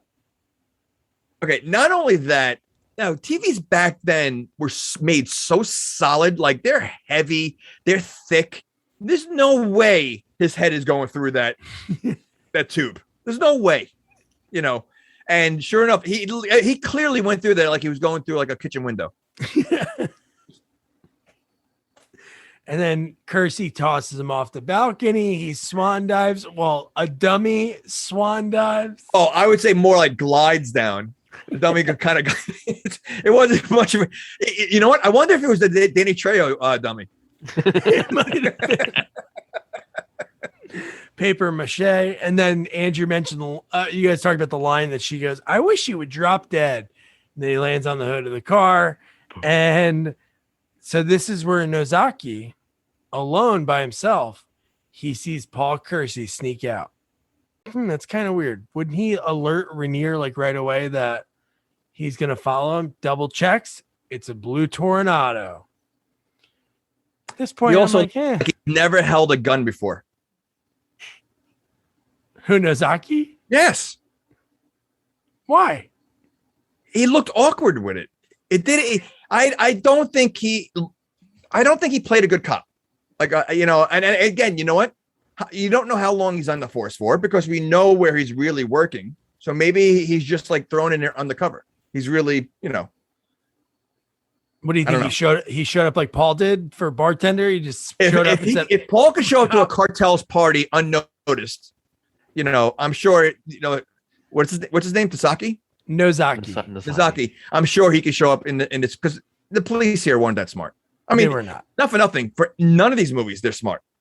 No. And then, so before we talk about that scene, this is the one where this is when Paul meets Nathan at the movie theater. Now, what did you have to say about the movie theater? Well, no, I don't think we're going to be talking about the same thing. I'm just saying, all right, you're meeting someone because you at this point, we don't know why they're meeting. I guess they need to meet away from like a neutral place. Yeah. So they meet at the most quiet place possible to talk. Like, you're at a movie theater where everybody's silent and you're watching a movie and that's where you want to conduct your business. Exactly. It's like going to the library and conducting I just found that like a weird place. Like they could have picked any place to go talk. And this is where I was talking about the money, like how much money they were losing. What movie was being shown? Do you know? Was it Cello? Something. Was it? Oh no. It's like Othello. I think it was like a double feature of Othello and Runaway Train, I think. What would have been funny if Death Wish was on there? That would have been really funny.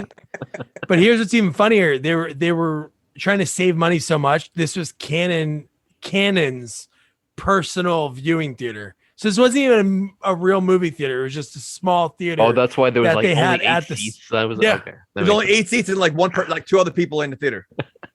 Or if it was a dirty movie theater, that would be funny.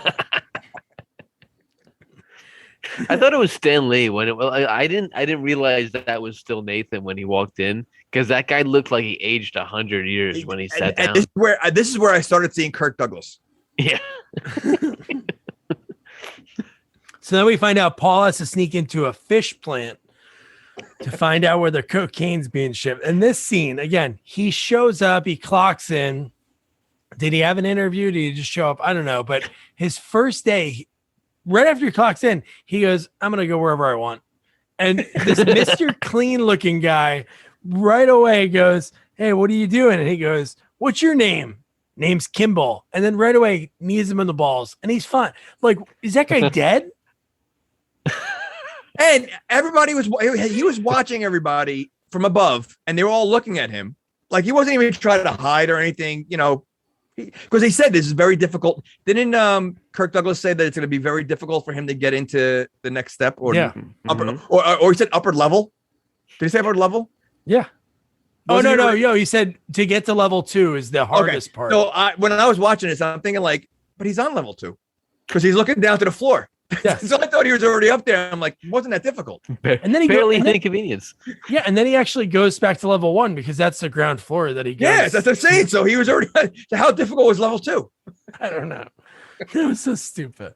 And the fact that this is the dumb thing that too, because when we see him snooping, we see a guy in an office looking out a window like to the warehouse, and he sees Paul like looking around like crates, and you're like, oh shit, he's gonna get caught, right? This guy follows out and can't find him somehow. But at the very same time, Paul walks up to a freaking guy and he goes, I was told to put this in there. And the guy goes, put what? And he knocks him out. And yes, the guy saw him, easily could have snuck on him and see what he's doing. And you don't see him until like the last, like took him forever to get there. And they had the high ground too. Like he's watching him from above. Yeah. It's like you should be able to see every friggin' movie he's making. And he does what he did before, he's peeping, and he does it with the door open again. He clearly could have opened it very little and peeked in and could have seen what was going on. No, his whole face was sticking out of there.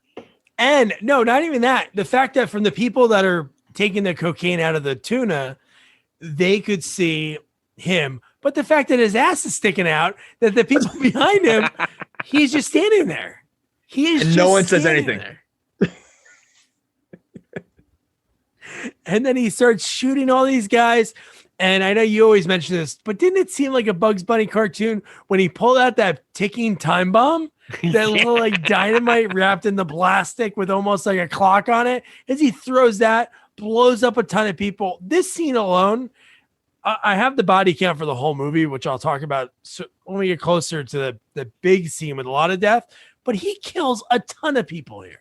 Now, first of all, why did it have to be like a time bomb? Couldn't have been a grenade. Would have done the same exact, they have to do it. And again, I'm gonna say, these cartels when they're delivering drugs and everything else, they're using regular workers there. They check them when they leave, and they, so he's killing a bunch of innocent people. I guarantee you, they're not being paid. They're not part of the cartel that are checking drugs and checking the fish and all that stuff. So let's say he's killed now 10 innocent people. Yeah, like Andrew said, Zacharias is just trying to stimulate the economy, and boom. And think about all the fish he killed. That now they can't sell it and people can't eat. I wonder how much they charge for cocaine fish. So like at a restaurant, is that something extra? So do you think it's like funny mushrooms, the same thing? So it's like cocaine. So you can have cocaine in the fish and it's like the same kind of thing. I don't know. Well, I've read on the internet cocaine and mushrooms have really different effects, but yeah. One makes you fast, one makes you slow. Okay. Paul Kersey probably know because this is a PSA. I thought they were gonna do something when he did blow up, like that whole big, when they were unpacking the cocaine. I thought like the explosion was gonna send like a cloud of cocaine throughout the warehouse, and like I really thought it was gonna do something like that, and they didn't do that, and I was kind of disappointed. And the cocaine's all over Charles's face, and then he runs really fast, like he doesn't need the truck. All white now, and his mustache is all white. Like a milk mustache. And again, he walks away unscathed. Yeah, but like to your point, like these are regular workers. Or do they get bonuses if they stop guys that try to blow up the cartel? Because he's driving away in a pickup truck. They're chasing him with like broom handles. Well, remember, so they yelled, was it like $1,000 rewards to kill him? And it's like $1,000, like. See, that's what I mean. Like they wouldn't be part of the cartel. Like that's like the regular workers that are just trying to make money and leave. Yeah, like $1,000 bonus. All right, that's gonna buy my kids some clothes, for school. Exactly. And he's just mowing them down. Poor little Pacolito over there that's trying to make a living. Yeah, terrible. Paul Kersey. Now we cut to Zacharias getting ready to go on a helicopter, and we get our first M. Night Shyamalan twist of the movie. We see Nozaki show up, and you're like, oh shit, Nozaki's gonna arrest him. Nope. He says exactly who it is. It's Paul Kersey. And then he goes, go take care of me. He goes, I don't do that. He's like, well, you do that now. And you're like, oh shit. But like, I think Jamie's right. Like maybe detectives don't shoot guns that much because they're just solving puzzles, and maybe they get to the point that they do have to use their gun, but he was not ready. This is the scene I meant about the gun. It just didn't look natural. Like, he is an actor. So, maybe he doesn't have a lot of action roles. But he just didn't look natural holding that gun.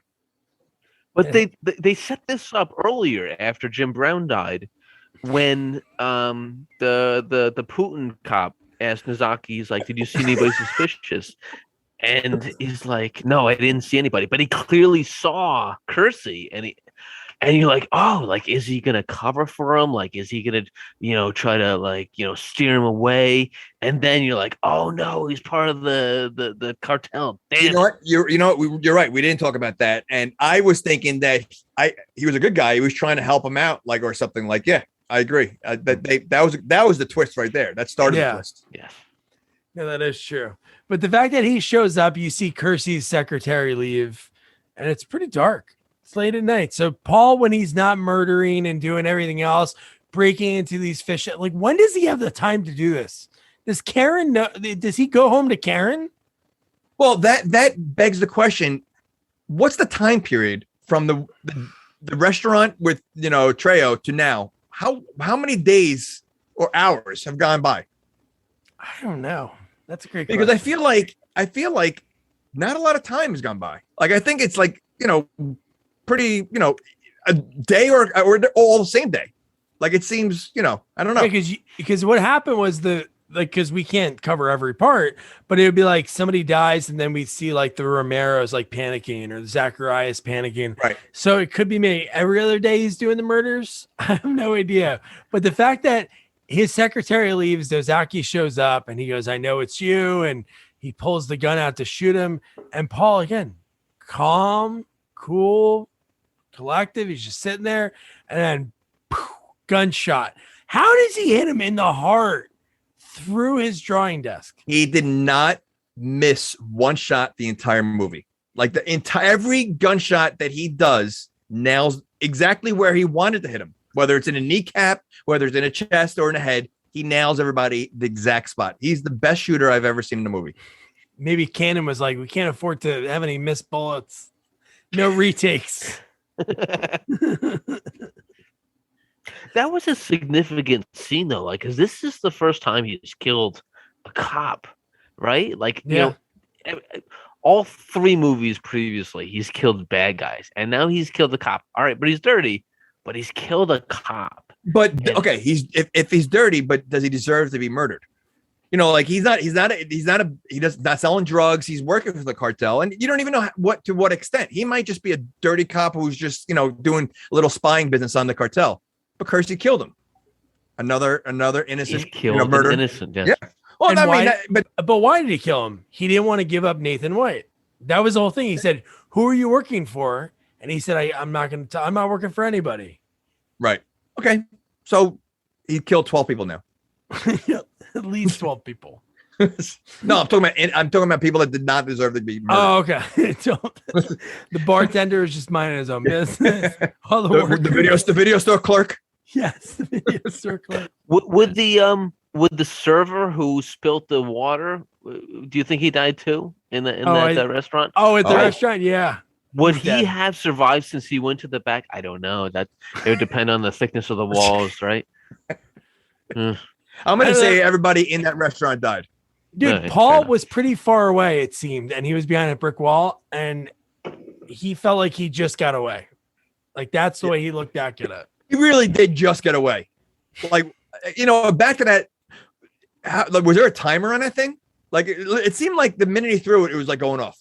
Like, he didn't give himself much time to get out of there. He seemed like he knew he needed to get away, which was the reason for the water splash to distract him and run away. But I didn't see him actively counting. No, he wasn't. It wouldn't have been like easier, just like, you know what, I'm going to leave the bottle of wine here and then leave and then let it go off. Yeah. Like, Maybe they would have figured out. I think they need a new guy. Maybe they would take a sip and they'd be like, this sucks. Throw it out. And then the waiter would have definitely been the only one. He'd throw it into the dumpster, or he brings it home for him and his family. Then that could have been even worse. So maybe it worked out even better. So Paul takes Nozaki's body, leaves it next to like a jogging trail. Rainier shows up and he's like, "Come on, I was trying to take a nap."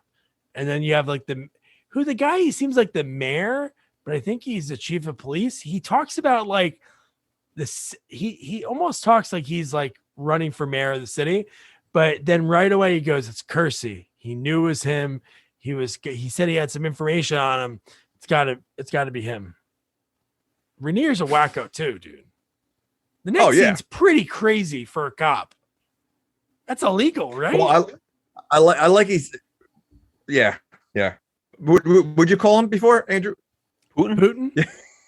He does have Putin vibes. He does. That's funny. Yeah.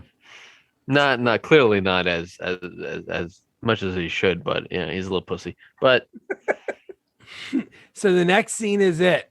This is the scene. This is where the Romeros call. Zacharias calls the Romeros, and he goes, "I don't know who's doing it, but they're trying to set us up to go against each other. So let's meet. Where should we meet?" And he goes, "How about Vincenzo's?" And he's like, "Your restaurant? You think I'm going to meet at your restaurant?" He goes, "I don't know. How about the oil fields?" That's your next option, not like a mall or something. But that just shows you again that Vincenzo's, second time Italian restaurant, they're totally making you think this is an Italian mob.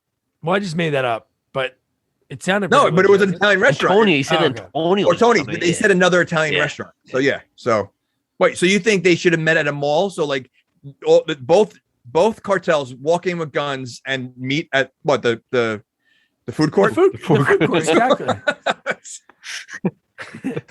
We're gonna meet at Banana Republic, and you own for Banana Republic. We're meeting at the Rainforest Cafe. No, but just this whole thing, that the fact that they're meeting in the middle of nowhere, where these guys are supposed to be smart. We know they're not like the smartest gang. They're low, and then there's hills above them. So somebody who is taking out all their guys one by one can easily pick them off. And the way this starts, yeah. Oh, before, wouldn't you think? I mean, obviously they don't trust each other. So wouldn't you think they would scope the area out? Exactly. Before as they got there, they didn't scope at all. They didn't look above anywhere. First of all, they both arrived at the same time. Right? They both, the cars pulled in the exact same time with the exact number of cars. They both had 3 cars, limos, and they both had the exact same number of people that got out of the cars. Maybe it's like 2-hand touch football. They have to line up the same amount of guys. You bring 7, I bring 7. Only 2 Uzis. It was just such a joke. But clearly, they brought their entire cartel there. Yeah, because it wiped them away. And would just you bring the way it started, the fact that they just met up, they started talking, Romero and Zacharias, and what started was a gunshot that was from a monster gun, the gun that Paul Kersey has in the scene, a gunshot that these guys aren't that dumb, right? That it didn't come from one of the bullets. Wouldn't they have seen across if somebody shot? And then from that, they just all started. No, they assumed they assumed that someone was sniping from the other cartel. The tensions were so high, they just figured someone was right. I mean, I think they just figured it was someone they planted. But again, why did they search the area? They totally think about Lethal Weapon when the helicopter was flying around, checking everywhere in the desert. Like that's what they would normally do. Yeah. No, they just arrive, and assume everything's okay. How'd you like the stunts in this scene? I think these are 2 low-level cartels. Oh, they are. And I think that comes to fruition in the end.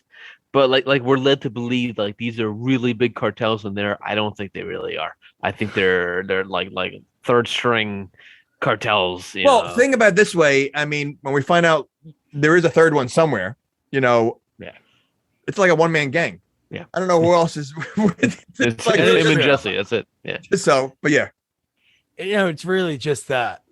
No, well, it's New York. I mean, it's L.A., New York, big gangs. Those guys know what to do. Chicago, the second city. L.A., it's the third city. The gangs aren't. They're just learning the whole deal. But the stunts in this scene. Every person was flying around for every shot. Like they all got blown or went round. It was regular guns. I mean, they were being tossed around. 2 different guys put their heads through the car windows like a torpedo. Like it's almost like he dove head first with his arms on his side into the window. Yeah. Crazy.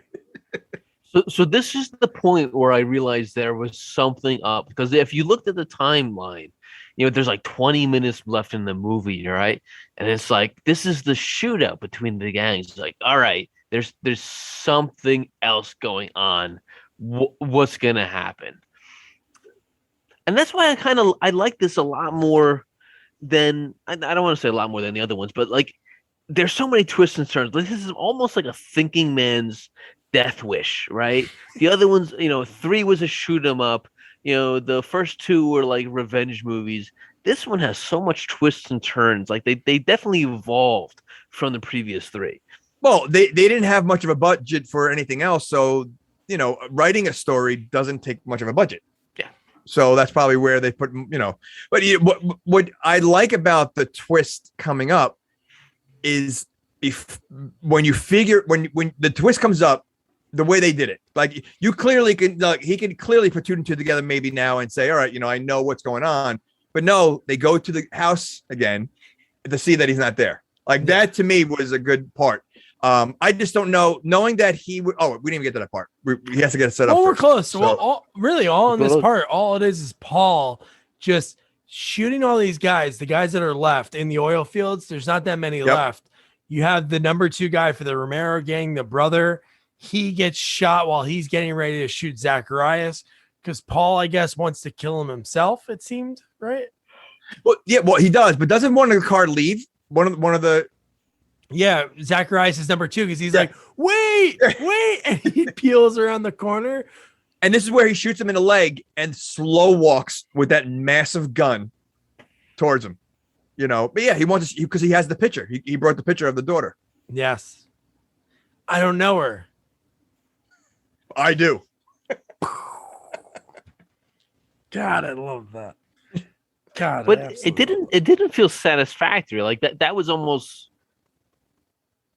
foreshadowing the end of the movie. Like there was no satisfaction with that kill, right? Like, because we've never seen Zacharias be like personally responsible for Erica's death, for any bad actions. I don't know. There was no. Oh, so the fish market and the video store. Which cartels are those? That was Zacharias, wasn't it? I thought it was the other guy. Romero's was the video store. Okay, so they both. I was going to say they because they don't seem like cartels. Like Zacharias does not seem like a cartel. So I was wondering, like, is he involved in drugs at all? Or is it just, okay.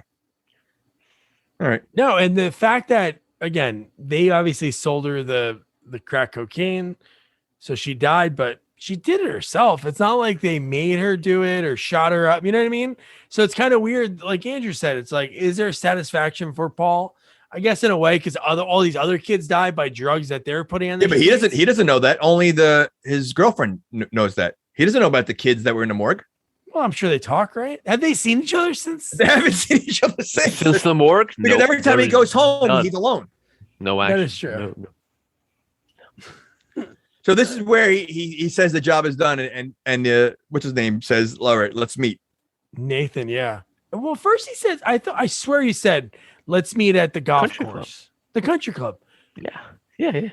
That was not a country club. Like the oil tank. It wasn't a country club. Yeah, it was like the opposite of the oil field. It was the other side of it, a different angle we never saw, because it was next. That's to what it looked like. It was next to a razor wired fence. Yes, and the car was parked. And he goes, "Can you get in?" Oh, he's like, "Oh, I thought Nathan was going to be there. I'm going to bring it to him." And the fact that he gets in the car, the guy walks away, lights a cigarette, and a car comes to pick him up. Okay, all right. So this scene. Okay, we touched some of this before about the fact that why do they have to go to this elaborate thing to blow up the car when they could easily just kill him? Because he wasn't expecting it at all. Exactly. So if they shot him, he would not have known. But okay, so they want to do this elaborate thing where he blows. Maybe they don't want any evidence. They don't want to deal with the body. But how long was he in there before that bomb was going off? I know. I mean, he literally had enough time to kick his way out of there and escape. Was it on a timer? Was that guy having a button that he could have pressed? It makes. I didn't say it. Like and why not have one with a button?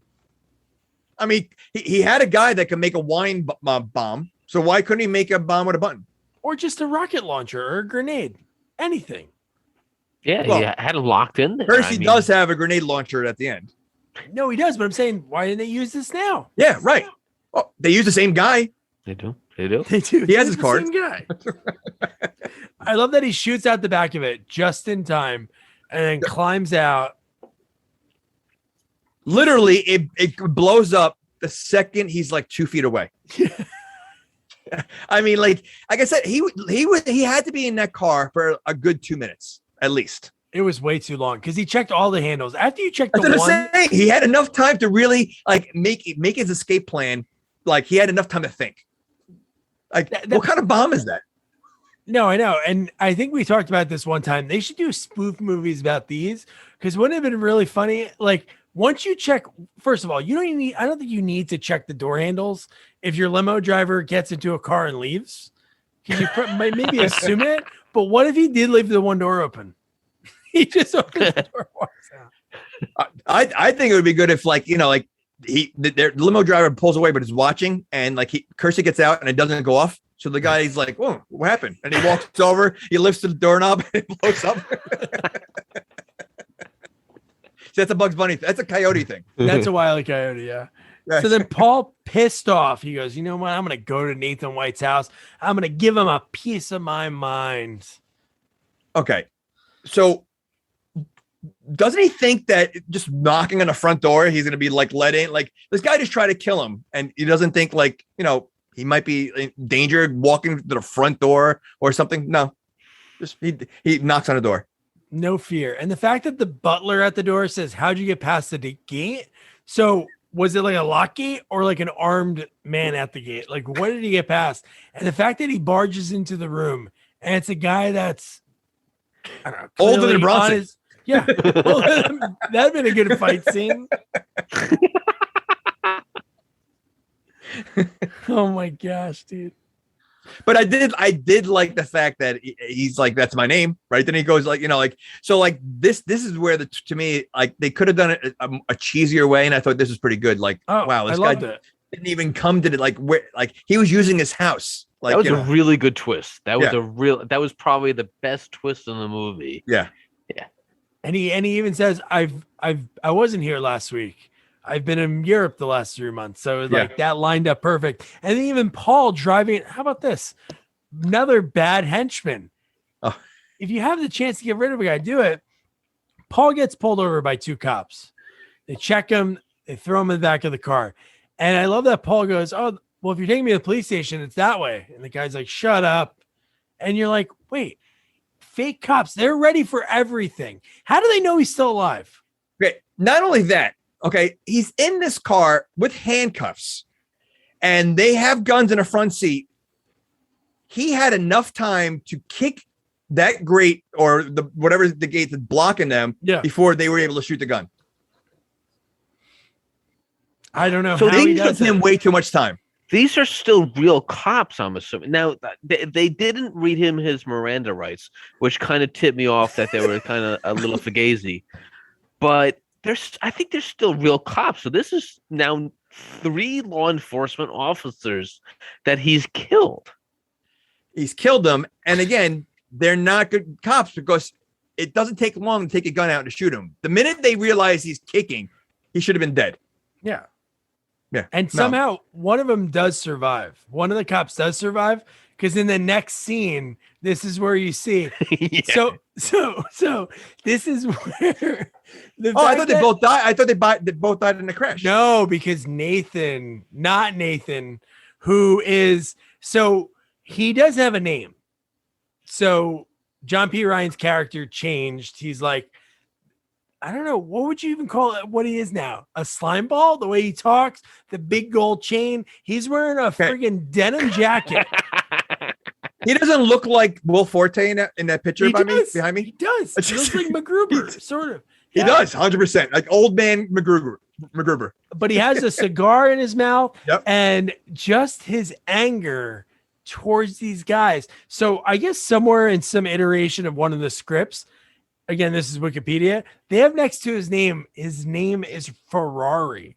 So I don't know if that was like a name they dubbed him as his like drug dealer name, but dude, it's the turn that he made from being like this very elegant rich guy that talked very slow and Mr. Kersey to this friggin' slimy guy that seems like he's hanging at the track.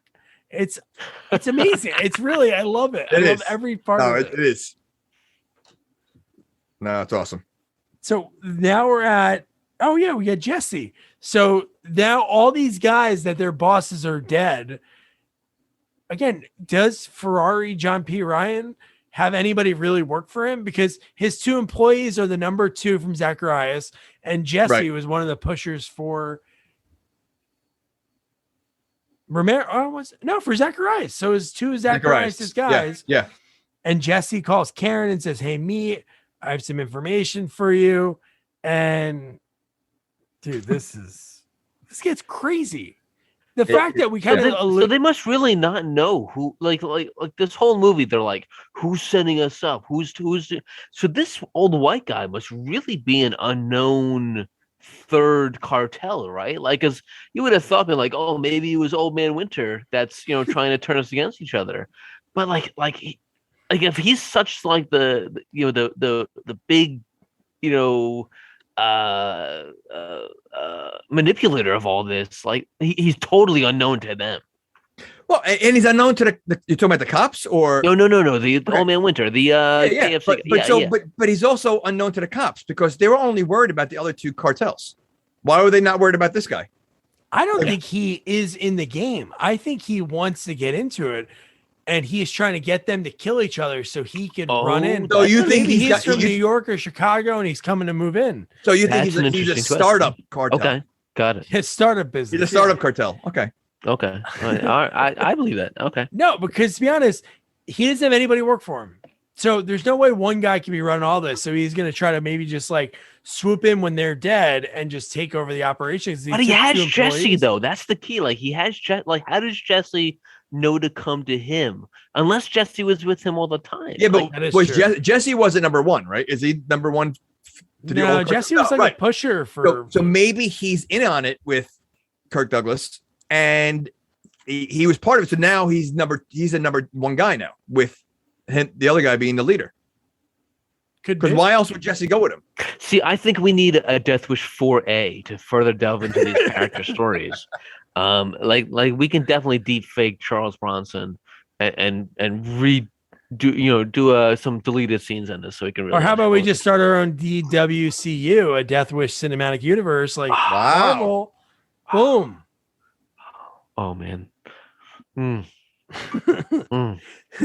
So then so this is where I started about before. Like, this is how crazy Rainier is, or Putin, as Andrew calls him. When Kersey gets home and he's like, I'm sorry, Vladimir Putin. I'm sorry. This is the only time that I think he says, "Karen, are you home?" And he walks in and Rainier's sitting there with the gun and he's like shaking. He's so friggin' angry. And then Paul's trying to tell him everything that's going on and that Nozaki was dirty. And dude, Paul, he doesn't believe him. Yeah, he doesn't believe him at all. And then the phone call comes right now, right? Karen's already kidnapped. Right. So this is where he finds out, and the cop now is hearing all this, and he still doesn't believe him. Yeah. He's literally in the room listening to this conversation that his girlfriend is kidnapped. And what does Paul do? He takes the phone. He does like a 1-2 combo. He takes the phone. Well, he kind of deserves it because the guy before that open hand smacks Paul Kersey in the face. Yes, he does. He does. But you know what? And he does he doesn't. I don't think he gets a mark from it, but he keeps holding his face. He does, and like licking his lip. But there's no. I don't think there's any bruise there. But he may have dislodged his mustache. He might have. It shifted it to the side a little bit. But he does like this 1-2 combo. He hits him with the phone in the head and then punches him. He hits the couch. He's out, passed out on the ground. So that's an assault of another law enforcement officer. So now we're up to number 4. But I mean, like, is he really punching that hard at 67 to knock him out? I mean, I don't know. Ask James Brown, who's on top of a limo dead right now. All right. Yeah, but he went, in his defense, he went through a TV. A death is a death. It counts. I'm not sure why he had to punch him either. Like, I have a feeling like if he like sat there and like reasoned with him, like he might have been able to like turn him onto his side. You think he has time to like reason with this guy? I don't think cared about where Karen has been for the last 2 weeks. So that is true. For another hour. She could have been kidnapped like 2 weeks ago. He wouldn't even know. Like he didn't even really like, I don't know. He didn't even seem like that worried. He's like, okay. You know. Okay. I love it right away. He goes to his fridge. Did you notice his fridges? He had two ginormous fridges next to each other, and he pulls the one back, and And the secret room there. Dude, he's an architect, so it makes sense. I guess if he built that house, I don't know. Maybe whose house is it? Is it his or Karen's? I was under the impression it was Karen's house. Well, it's Karen's, and maybe he sent her and the daughter away on a trip for a couple weeks, and then he was able to build a secret room, a panic room where he has all his guns. So that question? Do you think Karen knows about his history? Like this does Karen know that he's really Batman, kind of thing? Like she doesn't know that his dark side. Like Bruce Wayne, Batman, kind of thing. I don't know. I mean, is the second fridge an indicator of maybe Karen likes to eat lifestyle? I don't know. Maybe Karen likes to eat like a horse. She eats like a horse too, not like a whore. So the next scene in the parking garage. So I thought this was coming first up full circle from the when I saw this parking garage. Oh, all right, it's coming full circle. What made you think that again? No other cars were in there. Mm-hmm. Yeah. Yep. What kind of business is this garage doing? Because there's never a car in there. Well, this is the skating rink parking lot with thousands of people on the skating rink, but nobody. No cars. Nobody. So the skating rink has multiple level cars, like garage. Yeah. That many people go there? I mean, maybe they just skate in there. Maybe they don't drive. Maybe they skate in there. It's teen night, so none of these kids drive. So there's the parents already dropped them off, and they're good. But dude, this scene blew my mind. Not even I don't even know if you're thinking about what I'm thinking, but the fact that they see Jesse in his car, and in the car is also Ferrari, John P. Ryan, and Karen's in the car too. Yes. The fact that Paul's in it, they flash the high beams, and the car starts moving. Okay. And it turns. This car turns. Yes. And then they're like, get him. They block the car and they shoot it up. Nobody's in it. How the hell not the fact that he jumped out, that's ridiculous, but how'd the car turn? First of all, it's that 80s trope that how many times you see a movie where there's like bricks tied to the gas pedal, there's string on the steering wheel to make it turn. This is Paul Kersey we're talking about. I would have liked them to show that. I really would have liked them to pan into the gas pedal with the brick on it. Well, then it would give it away. We're supposed to think that he's really in there, because not for nothing, they unloaded on this car. If he was in there, they shot about 500 bullets to kill him because they literally unloaded on this car. They could have ran out. They could have wasted all their bullets, and then they wouldn't have been ready. Well, they wasted tons of bullets. It easily was like a minute of them, just three guys shooting at this car with one guy they're thinking it's in there. If they had Paul on their side, he would have used one bullet. Just one bullet. He would have took him out. But how about the fact that yeah.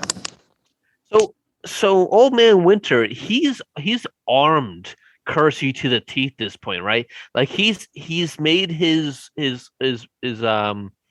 armory guy available to him. He's armed Kersey with every single weapon that he needs, and then he's gonna go try to kill. It just seems. You know what? I didn't even think. You know what? I didn't even think about that too. So he gave Kersey the guy's card. Yeah. All the weapons he needs. Yeah. Exactly. And then he's gonna. Well, he also, in his defense, he thought he killed him already. So I guess he didn't expect him to go. He thought he could. He should have killed him twice. Yeah. Well, really, he had about 5 opportunities to kill him. Yeah, but this 3 times that he thought he should be dead. This with the shooting him 500 times. But the fact that Paul then has this rocket launcher. No, it's a grenade launcher. Oh, is that what it is? Grenade launcher? Well, because I first I thought it was a rocket launcher, but normally you see the rocket come out. This was just basically just blowing things up left and right. At this point, he turns into John Wick and Rambo. Yeah, he's a combination of John Wick and Rambo. Did you guys notice Jesse when he drove away, when he left them? When his car blew up, when Tim Russ died, it was a really bad dummy. It was just a dummy. The car was barely moving, and the rocket hits and it just explodes. Was it Danny Trejo again? Because they've used this dummy the other times. I would have loved that. It's like a Hollywood dummy. Well, at this point, I would assume it's deflated because it was deflating at the restaurant. So can you imagine? Like they just had like. Well, this is a question you would ask: Is the dummy have a SAG card? Considering the dummy's been in multiple scenes. Listen, I think that the autopilot in Airplane has a SAG card. Flawless body double. That is the most. That really is the most amazing. I mean, again, not to rehash talking about it. It is so bad, but the fact that it looks nothing like, he's opposed to like the other guy looks like Jack Nicholson. I wish I would hope Danny Trejo wears it. I would hope he owns a shirt with that on it. That face. Can you send him that picture? Like in his Instagram? Send him that picture. Oh, sure. Danny, you're getting an Instagram. Danny, huge fan of the podcast. So then this scene, John P. Ryan, he takes the girl, he runs upstairs to the roller ring. So this is where we see henchmen we didn't know about. So I'm guessing these were John P. Ryan's henchmen that are just walking around an arcade with guns. Yeah. And what if he never got up there because they were assuming they were going to kill him in the garage? Yeah. So they were just waiting with guns up there? Yeah, pretty much. And no one's saying a thing. I mean, 1980s LA. That is true. Might be a regular that was normal. I don't know. Right. I do love when Paul walks up and he has that gun and he's clearly just walking past. Nobody knows what's going on. They didn't hear the explosion. There was no vibrations on the roller rink. Everybody's just still going around in circles. Paul's walking around. Nothing's happening. Don't forget there's a DJ there. So the music is probably pretty loud. That is. So now it's like a Naked Gun kind of movie. Like I would like to see the bad guy throw in some skates and then Paul Kersey throw skates on and go after him. That would have been fantastic. A shootout around the roller rink. Oh my God. That would have put the movie over the top. So he kills the henchman around the arcade games. It's nothing. He blows up the games. Nothing exciting. But okay, so do you think it's possible that any innocent bystanders were around that he killed also? Yeah. There might have been some trampling deaths. I'm assuming that. Okay. He's up to about 20. He's at 25 now. Yeah. So this is the one I wanted to talk about. So yeah, he does shoot the arcade games because they blow up. So sure those bullets went through the back and maybe went through some more. Of course. But when he shoots the guy that comes out of nowhere and the guy falls into the fence. Oh. Did you guys notice like two of the rollerbladers that were going pretty fast got whacked in the head by the fence when it flew? He did. It was insane. It was like people were injured. Well, you got to assume they're not stunt people. They're probably just like really good at roller skating. So that definitely took them by surprise. Hey, you guys want to be in a movie? We're not going to get hurt, right, mister? No, just sign this waiver. We are now gathered here today to remember the life of Rollerblader 1 and Roller Skater 2. But man, it looked like they got decapitated. That was like, fuck. Yeah, that looked like it hurt. And now it's like a steel cage the match. showdown that the 80s wanted. John P. Ryan versus Charles Bronson. And he has Karen at this point, right? He has Karen and number two. Zacharias is number 2. Yeah, he's using her as a human shield. And then Zacharias is number 2 is lurking around. But don't you think that she had a few opportunities that she could have like escaped from him? Because he really didn't have that much of a hold on her. And he wasn't really focused on her. Like, I think if she tried to run away, I don't think he'd go after her because he's so worried about Kersey. Exactly. Like, I kind of blame her. Like she could have ran away. Wow. Victim blaming. I'm not victim blame. I'm just saying she didn't make much of an effort because maybe, something bad might not have happened to her later on. I'm not sure why he ungagged her either. Like, why did he remove the gag from her mouth?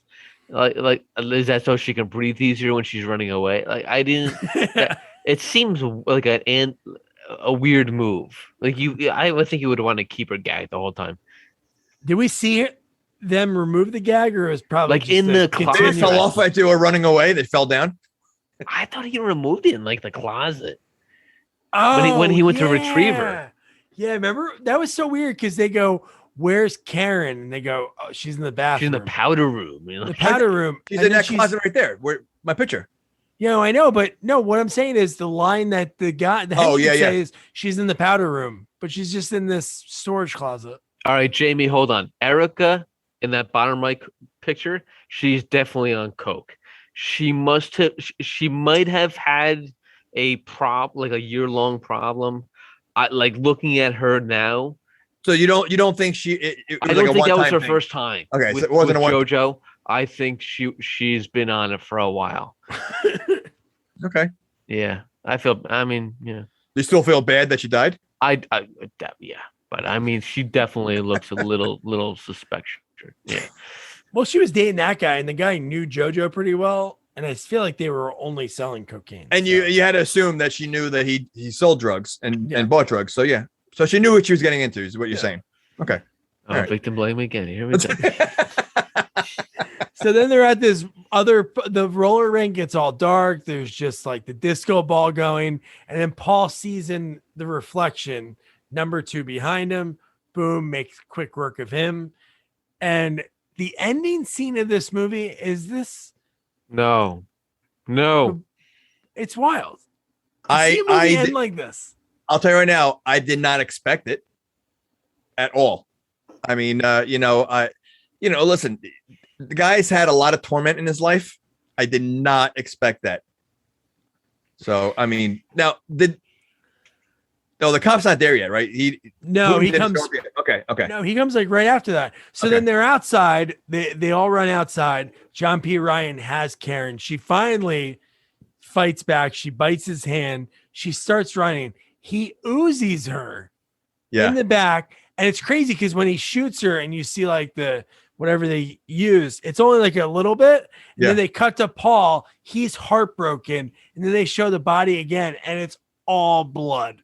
Hold on a second. Is he really heartbroken though? Is he? Is he heartbroken? Maybe. So but what he does next. Wait, so the cop shows up now. No, it's not right. That.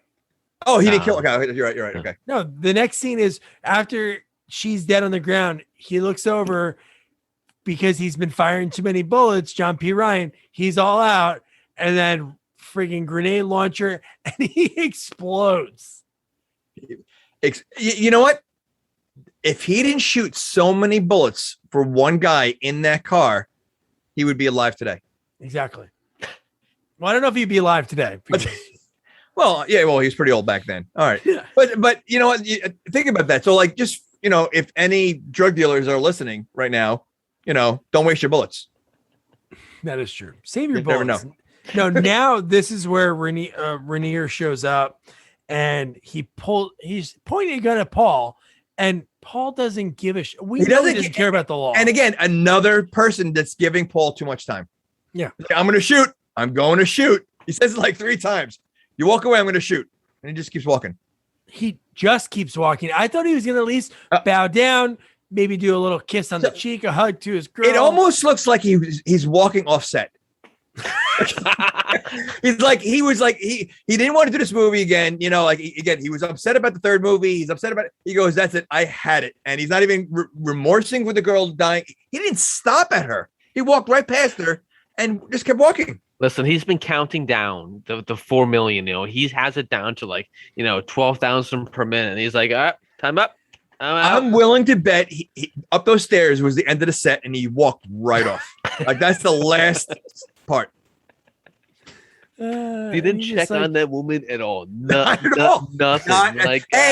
He didn't even look upset. He just walked like it was just all right. He's like, yeah, I'm used to this by now. This is the 3rd one I've lost. I mean, if he kicked her on the way out, I wouldn't even flinched. I mean, it would have just been expected, but even if he pushed her out of the way. What if he tripped on her?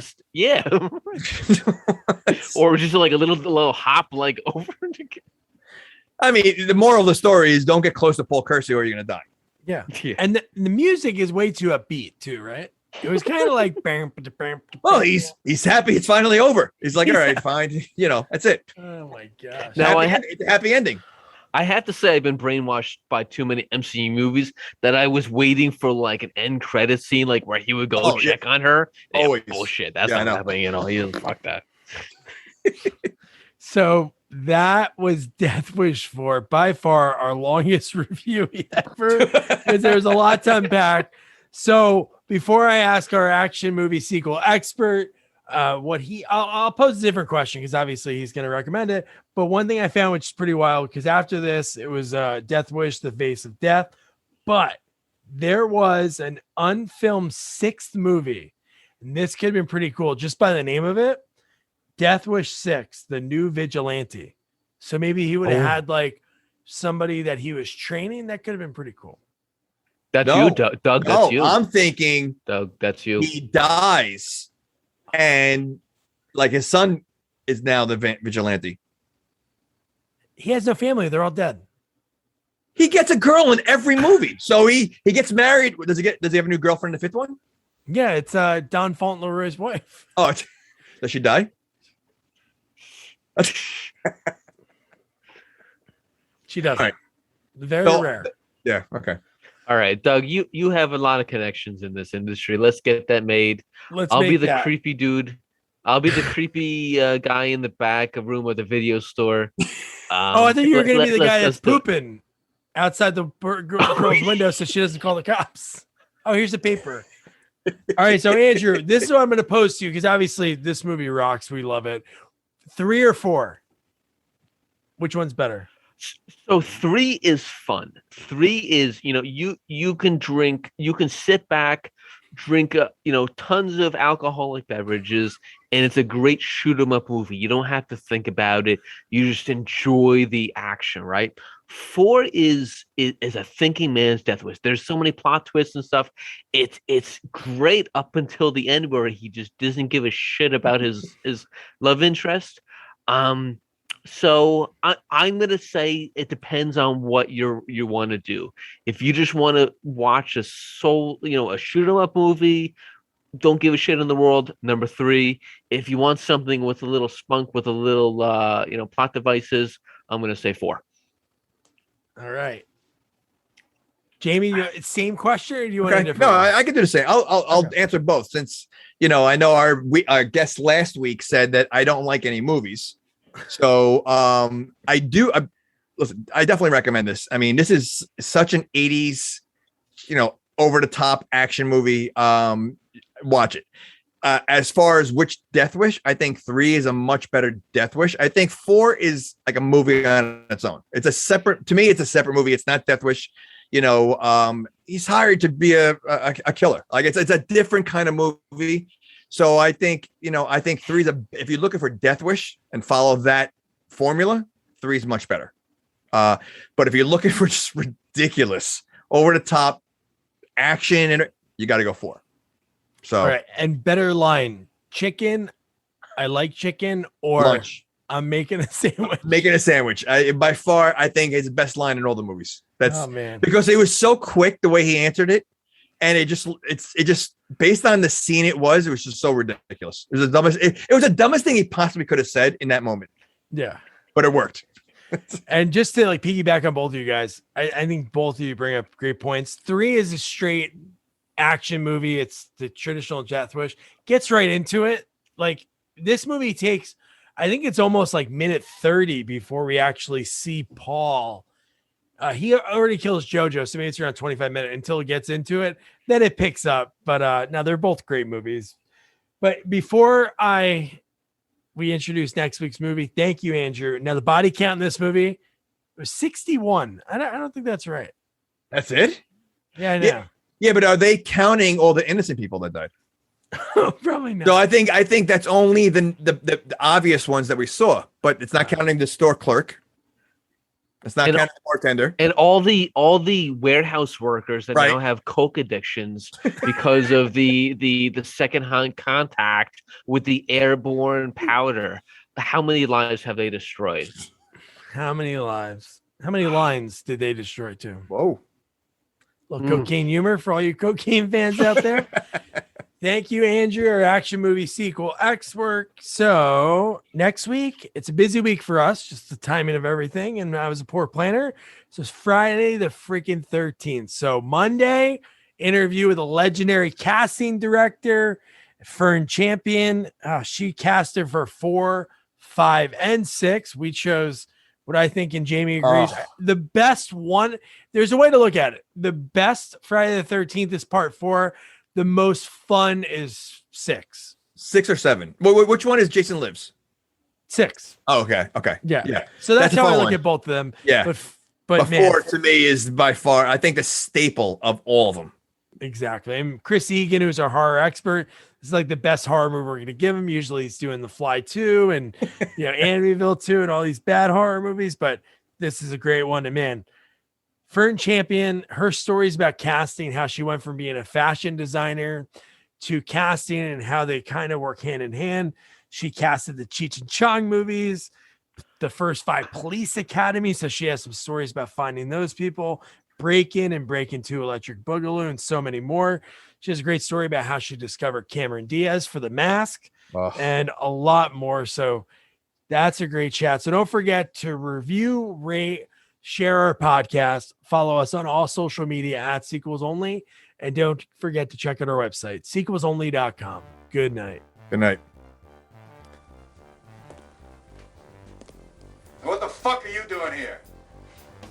I was making a sandwich.